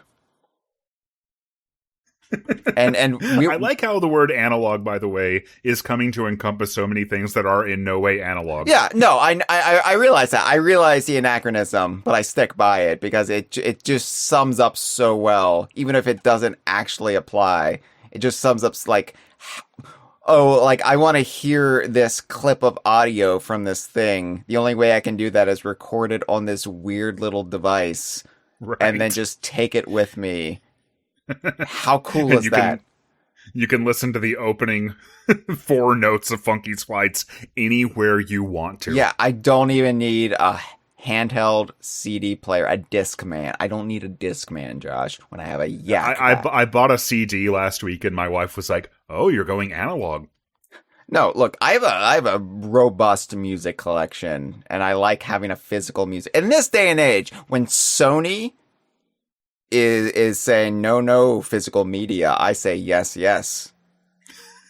Because I look at the top selling video games in the US in 1997, Sony only has one on there. What do they know? They didn't even make it either. That was Crystal Dynamics that made Tomb Raider. Fucking posers, man. Just like a kid who is not a skater wearing Jinko jeans. Come on. I wonder how far down the Sega Saturn version of Tomb Raider was. How far down the list must we go before we see it? We'll say it's 11, Josh, just to make you feel better. It's not 11. All right. It's definitely not. So, Lob, because he's got this very special build, and you look at the cartridge that he's playing, it's like stacked on stacked on stacked. It's like 3 cartridges deep. I don't even know what this is. This is like next level. Yeah, it's you see this with a lot of like cartridge-based hardware. It's probably like rewritable media. Yeah. It used for development purposes. Like they could put different games on it. Yeah. A lot of like prototypes have been recovered from these. By like, collectors buying them up and then dumping them. But like sometimes the data, they're not as like solid or reliable as the final cartridges were because they are rewritable. So in some cases, like there's just snippets of data that are in there. Yeah. Well, speaking of snippets, Lob just skips ahead to Treasure Trove Cove, which is with a press of a button. Like I think his build lets him switch between worlds with the press of a button. I think they're loaded up in a sequence just for this because he can just press a button and just jump there whenever he wants. So Treasure Trove Cove, for one thing, like the opening dock is different. It's now like bent. It's like twisted like an L shape rather than just being a direct, you just disembark off the sand, which is interesting. And it's very weird to see this version of Treasure Trove Cove. It's so like rudimentary and basic. Again, the general shape is the same, but just so much of the detail we take for granted is not there. Yeah, it's also all fenced in on the underside. It looks like you would not be able to swim underneath it. Yeah. So there's assumedly no Jinjo down there. And I don't think there's a snacker either. There's definitely no Captain Blubber on the Salty Hippo. There is an early version of a snippet, which is red, which I found interesting. It doesn't look like the snippet that's in the sandcastle that we later see, the black and red one, the Virtual Boy colored one. So I don't know, but yeah, snippets were red at this point. And this is where like Lob goes to the Salty Hippo and shows off the flight pads for the first time, which he refers to as jumper pads. And yeah, he starts demonstrating the flight and how, because like Rare didn't want to just be able to have flight on demand because it would break the game, which is something Playtonic realized once Ukulele came out. They limited it to flight pads or jumper pads and feathers. And then he starts to demonstrate this, and it seems like he hits the top of the skybox in this build. Like maybe he couldn't fly as high as you can eventually fly, or there's some sort of limitation, or maybe just a glitch. But he gets knocked out of the sky almost immediately, which is not what he wanted. Yeah, he makes a big show out of explaining the how the feathers work and how flight works, and then yeah, he almost immediately like seems to just hit something and fall out of it. He breaks the game, yeah. And so realizing he's got to salvage it now after that embarrassment, after that just humiliating cell phone, he then quickly cuts to other locations within Treasure Trove Cove using the quick jump button he's got on the controller. He goes to the inside of the Salty Hippo, which is far less detailed and segmented than we got in the game. Then he goes inside the Sandcastle, which is almost identical, almost to what we got, except the smaller cell. It's a very narrow cell, like bars where the Jiggy is, and there's no snippet prisoner within. Yeah, it's definitely... At some point in development, they made that space larger to accommodate the snippet. Yeah. And probably also to, like, talk to you and taunt you while you're doing the puzzle. Right. But I found it interesting that, like, the sandcastle's there, like, fully. Like, the letters on the floor, the Banjo-Kazooie cheat clue on the side. It was cool to see that was already, like, cemented in the game. Almost like a year before launch. While the textures in Mumbo's Mountain are completely different, the other levels, for the most part of what he shows off, look a lot more like they do in the final from the footage. Like, the sandcastle looks, as far as I can tell, other than the alcove where the snippet's supposed to be, like, it looks exactly how it would look in the final product, as far as I can tell. Yeah. Like, there's not, like, all of the polish we've come to expect, but the basics are there. Especially when he jumps then to Mad Monster Mansion, which he says it's a haunted house level, which you will not be able to play at the show. Yeah, like, it's already got, like, its fog layer. It's unbelievable how close to completion Mad Monster Mansion is. And this also blew my mind, especially given the point in time I am now seeing this. So, again, Super Pocket Rare Edition came out, has a new official build of Banjo-Kazooie, the third official build from Rare. And there is this slight spoilers, everybody. There is something you can unlock once you get everything in the game. It's called the Breagle Boost, where you can fly anywhere on demand. And it's basically like, okay, this game is almost 30 years old. Have fun with it. So Lob has a button he can press where he can do the Breagle Boost on demand. And I'm like, well, hold up. It was the Breagle Boost inspired by this demo build? This press conference build of Banjo-Kazooie? I don't know, but it was really cool to see him just take flight in Mad Monster Mansion, because that is something I have also done recently. I was just like, wait, I can just fly in Mad Monster Mansion. Fuck yeah. Yeah, it makes me wonder if that. I mean, I guess I don't have to wonder because here it is. I guess that was probably just always like a debugging tool that they were using like during the game development. Sure. Yeah. I'm not saying like Super Pocket Rare Edition was inspired literally by this version that Ken Lobb was playing, but yeah, the debug. Yeah, like just you seeing that and being like, well, what if we just gave that power to the player? So the flight works a lot better in Mad Monster Mansion than it did in Treasure Trove Cove, ironically, given that it's a world that didn't incorporate flight. But again, I just love the way Lobb explained some of this. Because again, this is not something you would see at a Nintendo E3 presentation 5-6 years after this. Where he describes Mad Monster Mansion as haunted church, evil skull, the ever-popular evil tool shed. And then he eventually runs into a little bit of problem with the camera, and he has to kind of vamp about that. He says, camera not working in this level. Right. This is why eventually we would just not have people playing janky demos on stage, and we would get curated trailers for reveals in Nintendo Directs. Like in Nintendo Directs, yeah, but something I really miss about E3 was like when live demos would go awry. Of course, everybody. One of my favorites is during Microsoft's one of Kinect's demos. Like, you ever wonder what the bottom of an Avatar's shoe looks like? Wha-bam! And then it just completely glitches out and doesn't work. Yeah. Or like the Skyward Sword demo that they showed off at E3 2010, just the Wii remote refusing to cooperate or calibrate correctly. Right. I'm more thinking about like where we are now with like Nintendo Directs and just purely digital presentations where everything is micromanaged. And we still get like Nintendo Treehouse presentations, but even then, you know, I think there's far more safety nets than there were back then. Big time. I think those are pre-recorded for the most part. Yeah. So we then jump ahead to the wine cellar, which Lobb refers to as the basement of that house.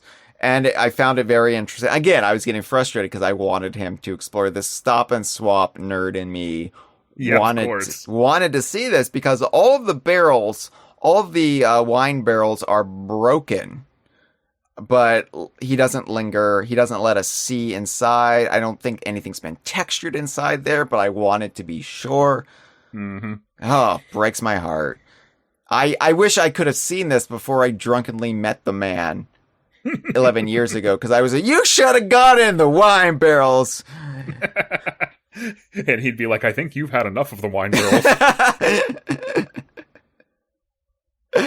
He jumps inside the church, the Motzan's organ, and he specifically says you have to work your way up this giant organ, but he does not make a joke out of that. He's got enough restraint. So I really like he makes a point to show the Banjo-Kazooie stained glass window, which was just it elicited a small chuckle from the, I think, Parisi recording this. It's just like, oh, that's sacrilegious. Hell yeah. Fuck you. And then, this is really interesting. So he goes inside Napper's room, inside the main house, and he refers to it as the Giant's dining room. So I don't know if at any point this was, like, Mad Monster, you know, everything is giant sized in Banjo-Kazooie. Everything is so much that really bigger. Makes sense, doesn't it? Everything is so much bigger than Banjo and Kazooie, and we've always just chalked it up to, well, you know, polygons and, you know, but it's Mad Monster Mansion in particular. You've got like the giant chairs, the giant dining table, the giant organ. I'm like, wait a second. If this was originally owned by a giant, because Mad Monster Mansion is Gruntilda's little like getaway. But if it was a Giant's getaway, that makes a whole lot of fucking sense now. Yeah. Especially being that the level was this early in development was complete to this extent. Yeah. Holy shit. Yeah. Yeah, that is solved. And then it just kind of became a quirk of the series. But yeah, the only thing like I would say like Lago must have been a later addition because that is actually sized accordingly to Gruntilda's buttocks. A reasonably sized toilet, yeah. Yeah.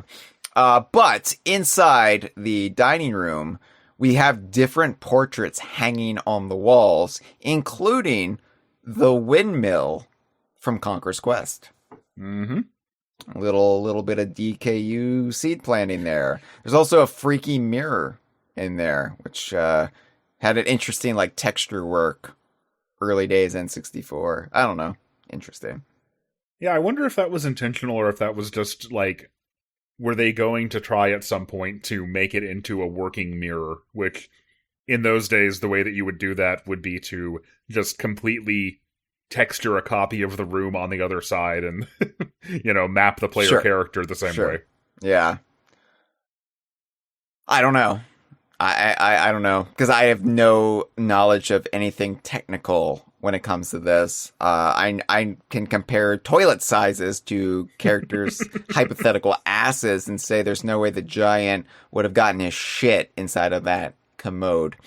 Speaking of giants, Lob then jumps to the demo world, the kind of like little obstacle course world that Rare devised as kind of like just a playground to get like the moves right, which was seen in early screenshots sent to press from E397, and fans eventually erroneously referred to this area as the Giant's Lair, because they just assumed, going off of the similarity of doors seen in this structure, they were the same shape as the transformation room doors in Grunty's lair. So we thought, oh, this was the Giant's lair before it became Gruntilda's lair. But it was actually just a little demo world that was never intended to be in the final game, even though we got screenshots of it in press releases and whatnot. Lob does not linger here at all. He immediately leaves because I think he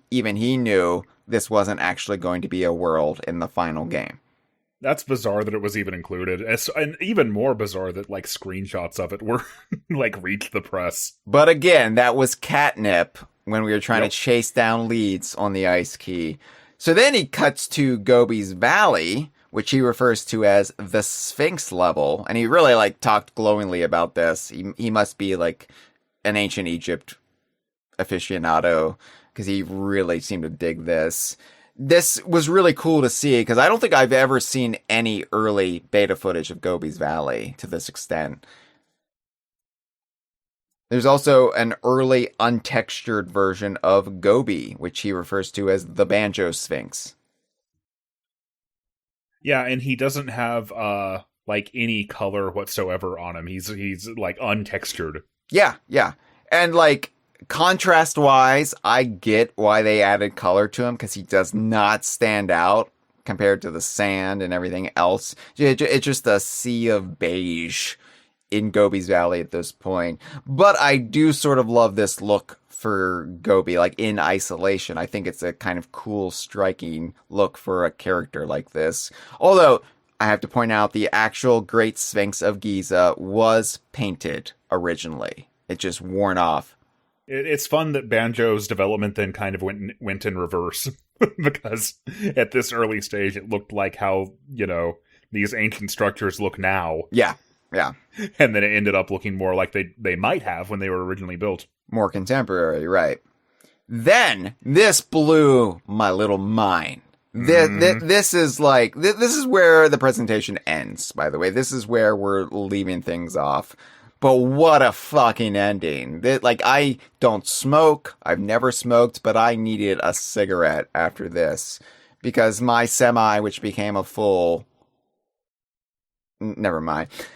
It jumped to an early version of Spiral Mountain. I have never seen a version of Spiral Mountain this early, to this extent.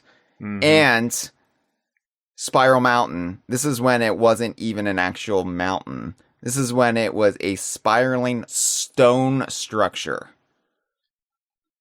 Yeah, it looks like...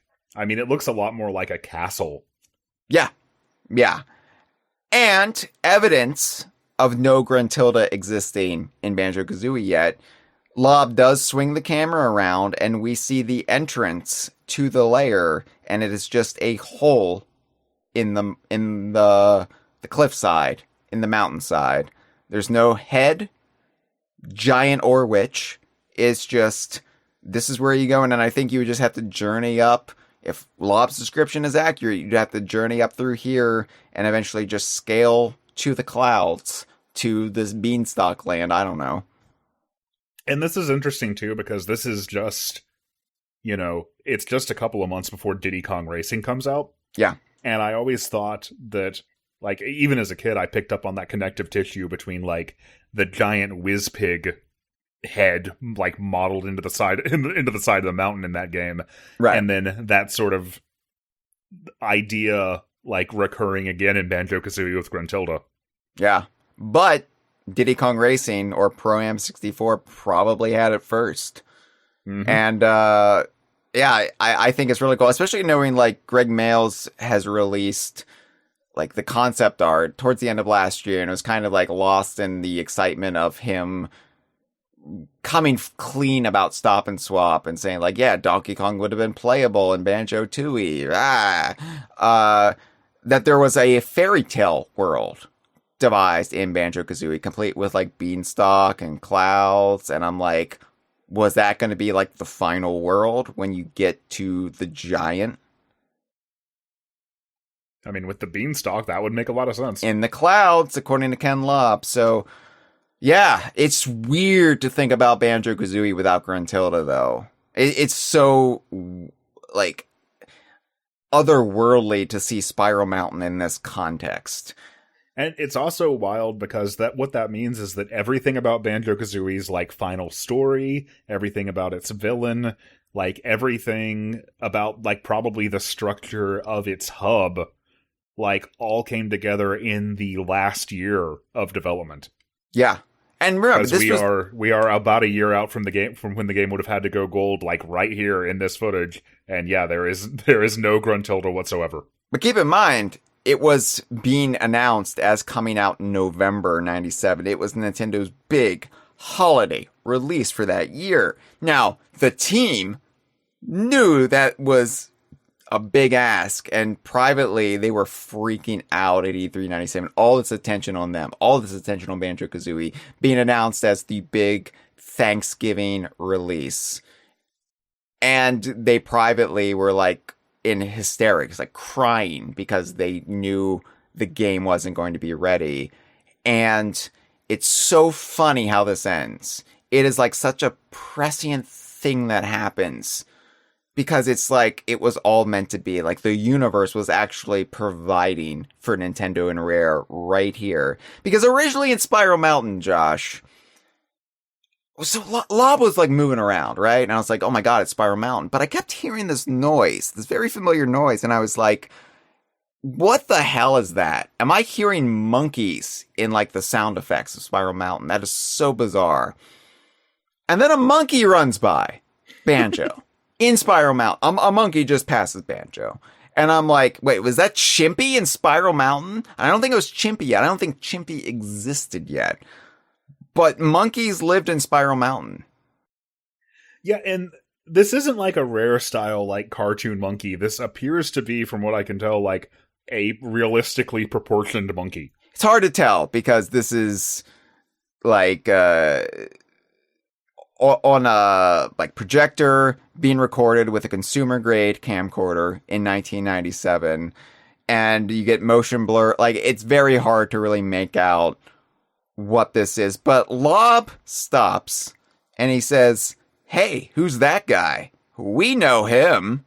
I think I'll let him run off and do his next game." So yeah, obviously referencing Diddy Kong there. And like I said, it's so bizarre. Like, I got chills here because like Lob was in the inner circle with Rare. He obviously knew Donkey Kong 64 was in the works, was in very early development at this point. And so that was probably what he was referencing here. A little wink and a nod. Like, Donkey Kong 64 was an open secret. It wasn't officially talked about by Nintendo, but as soon as Rare started up their website in 98, Like, Lee Loveday was just like, fuck yeah, we're doing Donkey Kong. Like, of course we're doing Donkey Kong on the N64. But even before that, like, it was just something being bandied about in video game magazines that were not published by Nintendo as part of their propaganda outlet. And, like, everybody knew. Like, everybody knew as soon as the Nintendo Ultra 64 was shown off at E395, Donkey Kong is going to be on it, made by Rare, because, well, how could you not? If E3 had been a public-facing thing and you could have seen this presentation as you were in 1997, I know that you were, for a brief time, like, very dismissive about Banjo-Kazooie because you're like, well, it's not Donkey Kong. Why aren't they doing Donkey Kong? Judas! Exactly. How do you think this would have made you feel had you been able to see it? So I was studying every screenshot I could find of Banjo and Conker because there's just like this hunch I had that they were going to connect to Donkey Kong, that Donkey Kong or Diddy or somebody would be showing up in these games. Because, I mean, Banjo was a bear, Brothers Bear. I mean, this was the era of the Brothers Bear, Josh. And I don't know, it just That's seemed, what everybody calls it. Yeah, it's historians look back on this era as the era of the Brothers Bear, but there's just something, the sixth sense, the 64th sense that I had that was just telling me, you gotta watch these two games because they are going to matter. So, if I had seen this monkey, yeah, I would have known. I think I would have known. But do you think you would have do you think you would have mind palaced yourself into deciding that the monkey was literally Diddy Kong? No, I don't think I would have been that far gone, but I think okay. I think it would have just been like, okay, something's up here. It's going to be in the same world. Somebody's going to be showing up in this game. And, you know, E397 was also very, very important because, yeah, they were showing off Banjo-Kazooie. They were showing off Conker. But behind the scenes, this is where Rare showed Nintendo Pro-Am 64. Like, they showed it to Miyamoto. And Nintendo loved it. And they were like, the only thing is you need a star. And we know you're self-publishing this, but, you know, Donkey Kong would really sell this game. Or Diddy Kong, dealer's choice. And, like, I don't know exactly when, like, that discussion was had. And the discussion of, like, we need a game, Banjo-Kazooie is not going to be out. Pro-Am 64. I think the Stampers were already thinking in terms of, if Banjo-Kazooie doesn't make it, we have this fallback. And so I'm sure these discussions were starting to be had, even if the nitty-gritty details were obviously about a month or two away. But it's so weird to me that, yeah, the Banjo-Kazooie presser ends on a Diddy Kong reference, considering what would befall Rare and Nintendo over the next few months. And that is something about this period of the industry that I love and like this, I said earlier, the fifth generation for this era is one of my favorite times. The era of the Brothers Bear. The era of the Brothers Bear is one of my favorite times in the history of in like video game history, not just cause I was a child for this period, although I'm sure that helps, but also just the whole, like, the idea that Pro-Am 64 could 5 months from this point be Diddy Kong Racing is completely inconceivable in the modern industry. But, like, at this point, technology was moving so fast, things were changing so fast, and everybody in the industry was just kind of flying by the seat of their pants and making it up as they went along. Yeah. Which made things like this possible. It wasn't so, like, squared away and buttoned up and, like, focus tested the way that it is now. Gaming was small enough and raw enough and young enough that things like this could happen. And it worked. Like, Diddy Kong Racing broke records at the time for reservations. It was, like, out of nowhere, it became such a hit. And, like, God, like yeah, it is just like I can't imagine the stress that the Banjo-Kazooie team were feeling at E3 97. What should have been like this very victorious moment for them was just making them nauseous. And yet, like, Rare was so prolific. Rare was so just bountiful. They were like the other pillar. They were like half of Nintendo, and they just had another game ready to go that would be a crowd pleaser. And hindsight is obviously 2020, but I feel like you can kind of look at what Ken shows off for Banjo-Kazooie in here. And same deal as with Conker, really. Like, in retrospect, especially, you can tell that there's no way this was going to be ready by the end of 1997. Oh yeah, Like, with Banjo, the foundation is pretty much all there, aside from Gruntilda and the the plot. But like so much of the level structure is there. It's just like it's missing what you're going to do within the levels, and that was going to take some time. yes. They got there, but it did take almost a year, and I mean, for the better. Because and I think it's great that not only did it get all of that, it also got so much more polished. It also, like, it didn't have to have the pressure of a Christmas deadline to come out. And I think that's why Banjo-Kazooie is as, like, absolutely pitch perfect as it is at so much of what it sets out to do.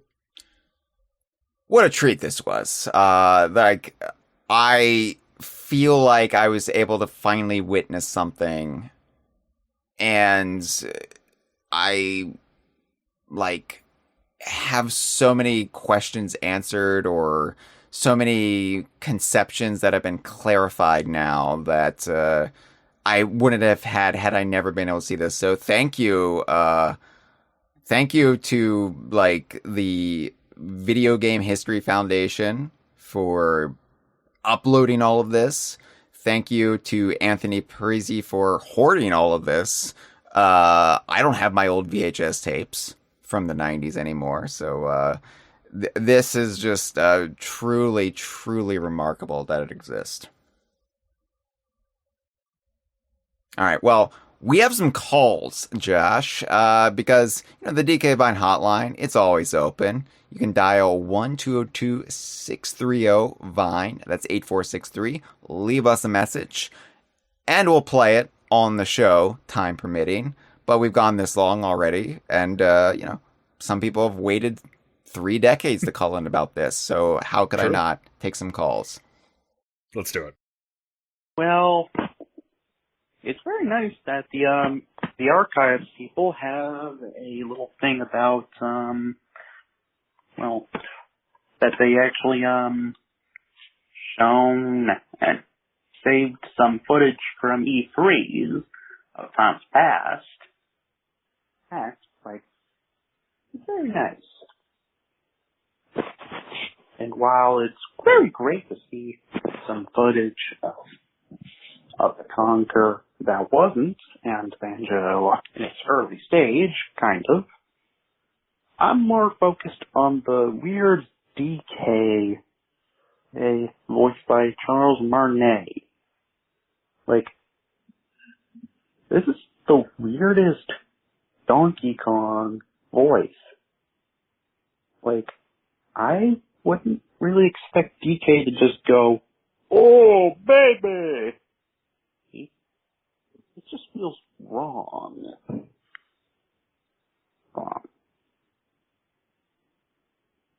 That, or not really, but to do like that, they reused the head for the Super Donkey Kong 2 commercial, where DK's disembodied head gets shot out of the cannons of the Gangplank Galleon while screaming the title, well, the Japanese title of D's Conquest. But you get it. Like I'd say, the cartoon voice is at least make a little more sense than the weird DK heard in this. Well, hope you guys have a nice time. Bye. Well, thank you for the call. I think we've had a nice time here tonight, Josh. No, I've had a nice time. I can only speak for myself.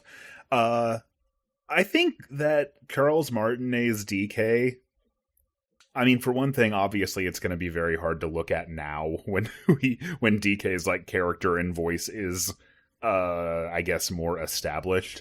Yeah. I will say that like Charles Martinet's Mario was absolutely bizarre to me in 1996. That was not at all what any Mario I had ever known sounded like. Absolutely. It was like a pod person had replaced a beloved friend that I'd known.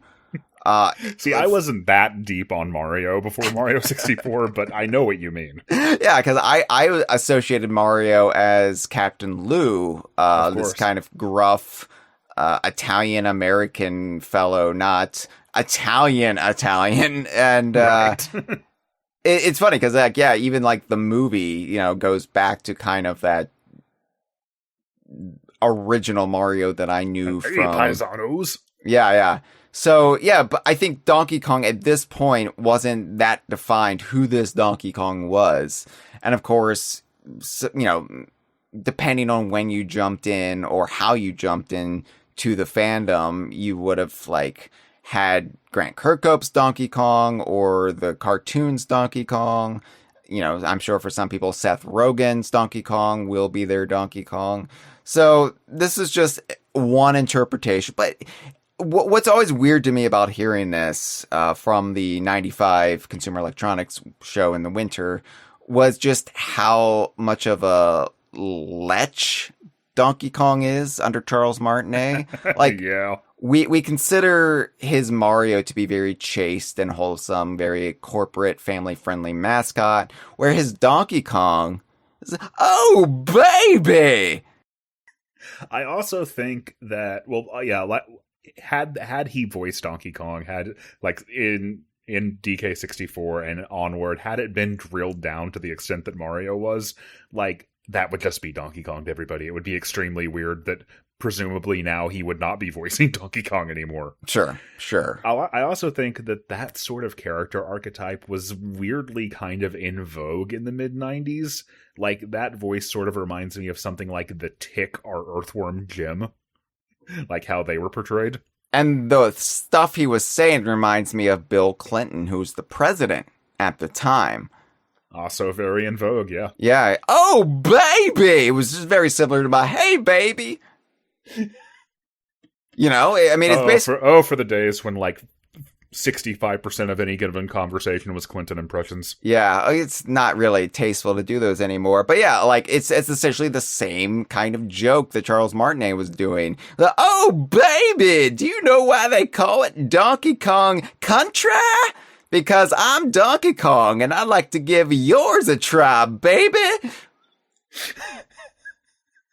Little blue humor for you as we're approaching 3 a.m. But yeah, that's good. That's good. Yeah, somebody should try that. Report back. Oh, baby, I love them DDs. We are approaching 3 a.m. Unfortunately, we've been going so long. My wife is asleep now, so I can't try it. No, it's fine. You know what? Try it in the morning. Try it on in the morning. Try the Horn Dog Donkey Kong Charles Martinet voice when the sun's out and see how it feels on your throat. I'll report back, sure. Hello, Josh. Hello, Hyle. This is Crawlnax calling in about the look back on E3s of old. As we've gotten new information, we've gotten better quality footage from the Video Game History Foundation. And I kind of want to square my experience as somebody who came into E3 very late, near the end of it. E3 2017 was the first one that watched actively. I watched all of the big trade shows and whatnot, and obviously had a few years of that until 2021, I believe, was the last one with the COVID break. But I think some of the striking differences are how in the late 90s it was still very much in its origin as a trade show. People came there obviously, but attracting businesses, potential investors was still probably the most important part of it. I remember, Josh, in your Wii U video, you talked about how geeky it was to be tuning into an industry trade show. By the time of the Wii U, I think that image was definitely starting to fade, and I think it was definitely very much a consumer-focused event by 2017. And I think that also that led with the natural trend of like things becoming less important for the live stage. More and more people went to online presentations, and now that's basically the equivalent to E3 we have now. Everything is usually a pre-prepared presentation, and the companies do it themselves. As for rare specific stuff, though, watching through like the initial Banjo-Kazooie reveal, it impresses upon you both like how prolific the studio was. There's a little hint towards like even Diddy Kong Racing at the very end of that Banjo presentation, and obviously the more sort of amateurish, or I guess like a less polished style, reflects the fact that this is for a more insider group. It's not meant to be broadcast to the entire world of consumers. And also they are constantly comparing it to Mario 64 in that footage, which shows that, like with Donkey Kong Bonanza, rare IP are going to be compared to Mario forever until the end of time. You can't avoid it. Thanks for taking the call. Well, thank you for the call. I would say like the more focus on the consumer was already kind of in place by the 2010s, for sure. For sure. Like the way that was portrayed, the way that was presented, obviously evolved as the decade went on. But there was like a point in time where it was just so aggravating to watch any of these E3 presentations, be it from Nintendo, be it from Xbox, be it, I never watched Sony, so I can't say, but everything was like hackneyed humor. They wanted to generate the memes, it was just like very, very like cloying and obvious. And again, I have a thing where I don't like being talked down to. And I felt talked down to so much throughout that. Even I'm very nostalgic for that sort of thing at this point. I'll take that over the Nintendo Directs, honestly. But like, it is just one of those things where like, don't treat me like a child. Don't treat me like a simpleton. I have an issue with this. I've had an issue with this since I was a child. I went to see Spider-Man yesterday. And I fucking hate the like before movie commercials because they all try to treat you like you're a dum-dum. But then you get people in the crowd laughing and cheering at it. And I'm just like, oh God, I really am just this societal outcast. But I refuse to do what the man tells me. I think I had some element of that too. I brought up the Power Rangers movie earlier, and one thing I always remember about watching that in theaters is every time the Frog Zord showed up on screen, they put in a croaking frog sound effect, and like the kids around me would laugh at that, and I remember just sitting there like, that's not funny.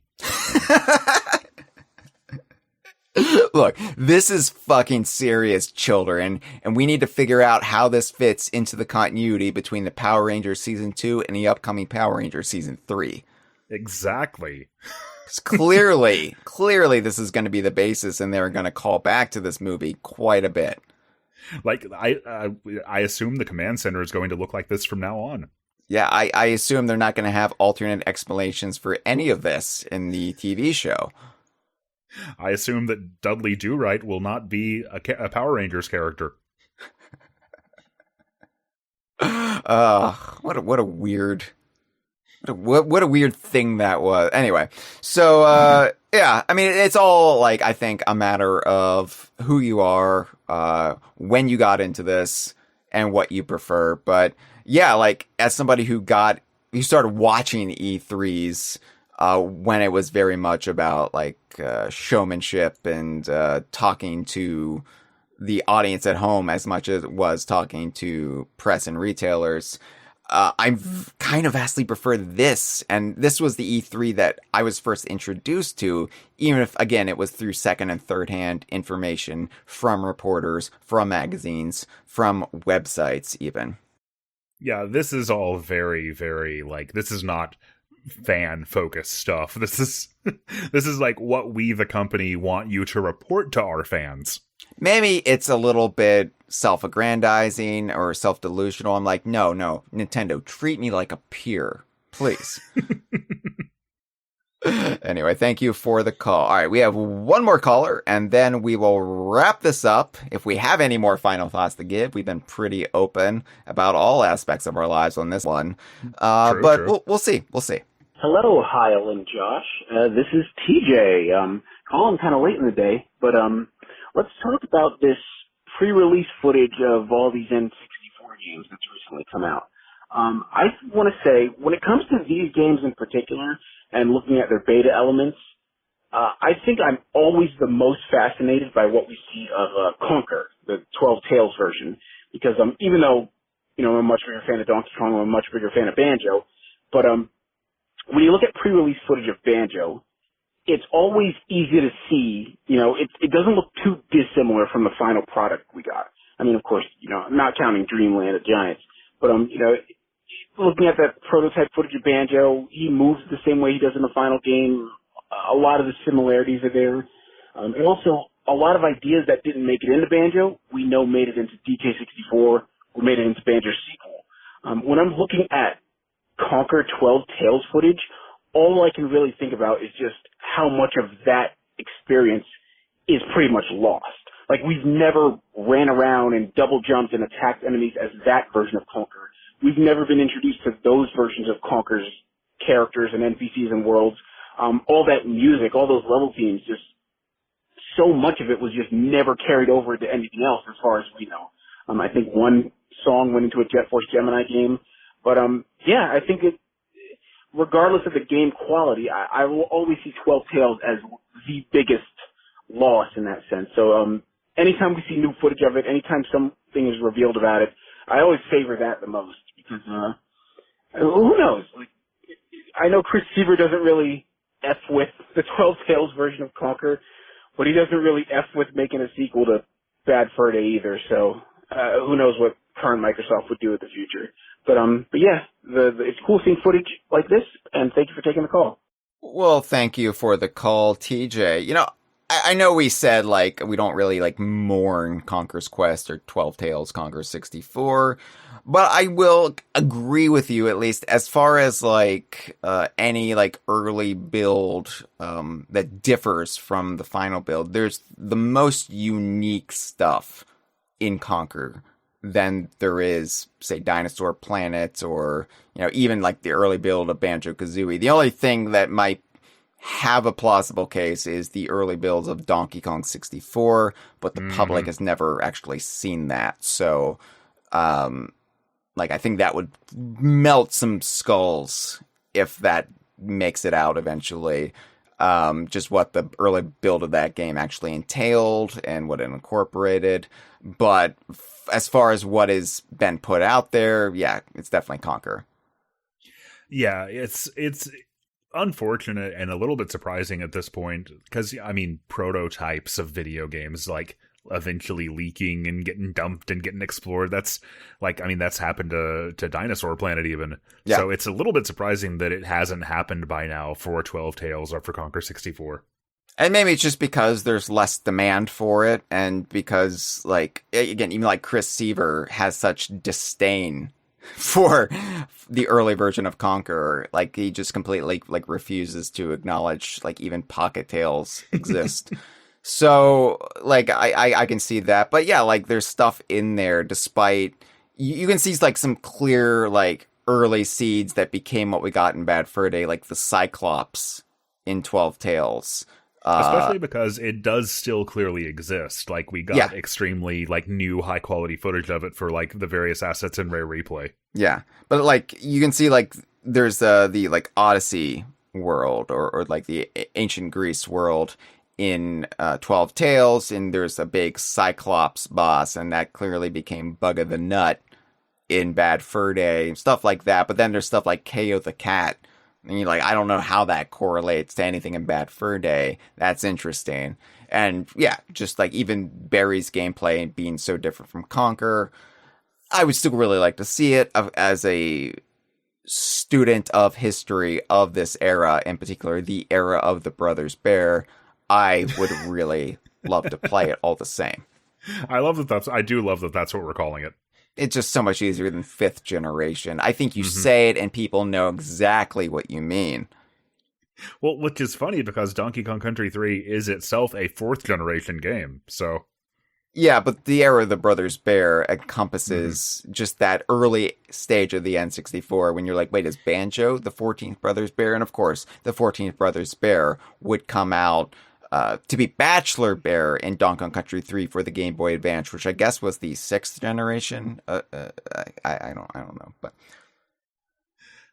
yeah, Game Boy Advance was 6th generation. yeah, there you go. See, I know my stuff. I can put it together. So anyway, final thoughts, and I don't really know if we have anything else to say. This is so cool to see. They don't talk down to you. Howard Lincoln is a complete shill for Nintendo, but he still treats everyone like adults. He's quite frank about the 64DD and how much he hates it. And he didn't have to engage in any sloppy humor, any like Catskills reject stand-up routine, which I appreciate. Now, Howard Lincoln does have a bit of a reputation for being an asshole. But damn, that guy got shit done. I mean, the Donkey Kong lawsuit, the Universal filed against Nintendo, Howard Lincoln was like their lawyer, like leading up the counterattack that got them to win that lawsuit. So, well, it's no wonder that Donkey Kong thrived under his leadership. Yeah, him and his partner, I think was it John Kirby, whoever they named Kirby after. Mm-hmm. So much comes from that lawsuit. And now, of course, Nintendo and Universal are best friends. We got theme parks with Donkey Kong. We got movies coming out with Donkey Kong. Anyway, thank you, Howard Lincoln. I'm glad you didn't get shot like the other Lincoln. But, yeah, I mean, as much as Donkey Kong Bonanza, especially in the last year, has taken the sting, has finally healed that wound that the buyout and the ensuing 2 decades of defending Rare and Donkey Kong Country and the DKU and trying to set the historical narrative straight. As much as Donkey Kong Bonanza has kind of finally put a lot of that angst to rest, seeing this, my era of video games, my era of fandom being brought to life in consumer grade quality, so bittersweet, Josh. It really makes me want to. Go ahead. No, it just really makes me want to put on some baggy clothes, maybe grow a Ken Lobb mustache, and put on your Jinkos. Put on my Jinkos, and nobody would dare call me a poser now. You'd fit right in.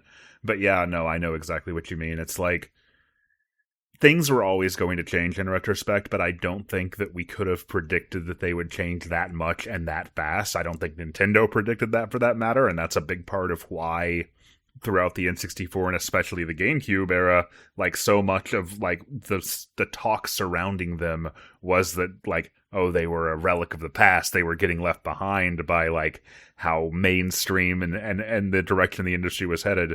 But just to have this little snapshot of like Nintendo as they were when I first became a fan of them is really sweet. Nintendo and Rare as they were when we became fans of them. I mean, that's just, they were inseparable. Like, saying Nintendo, I meant Rare, and vice versa. I could not comprehend a version of reality where that was not the case. Yeah, they were inseparable, just like Ken Griffey Jr. and Pierce Brosnan. This has been a File 2 production. Que rico.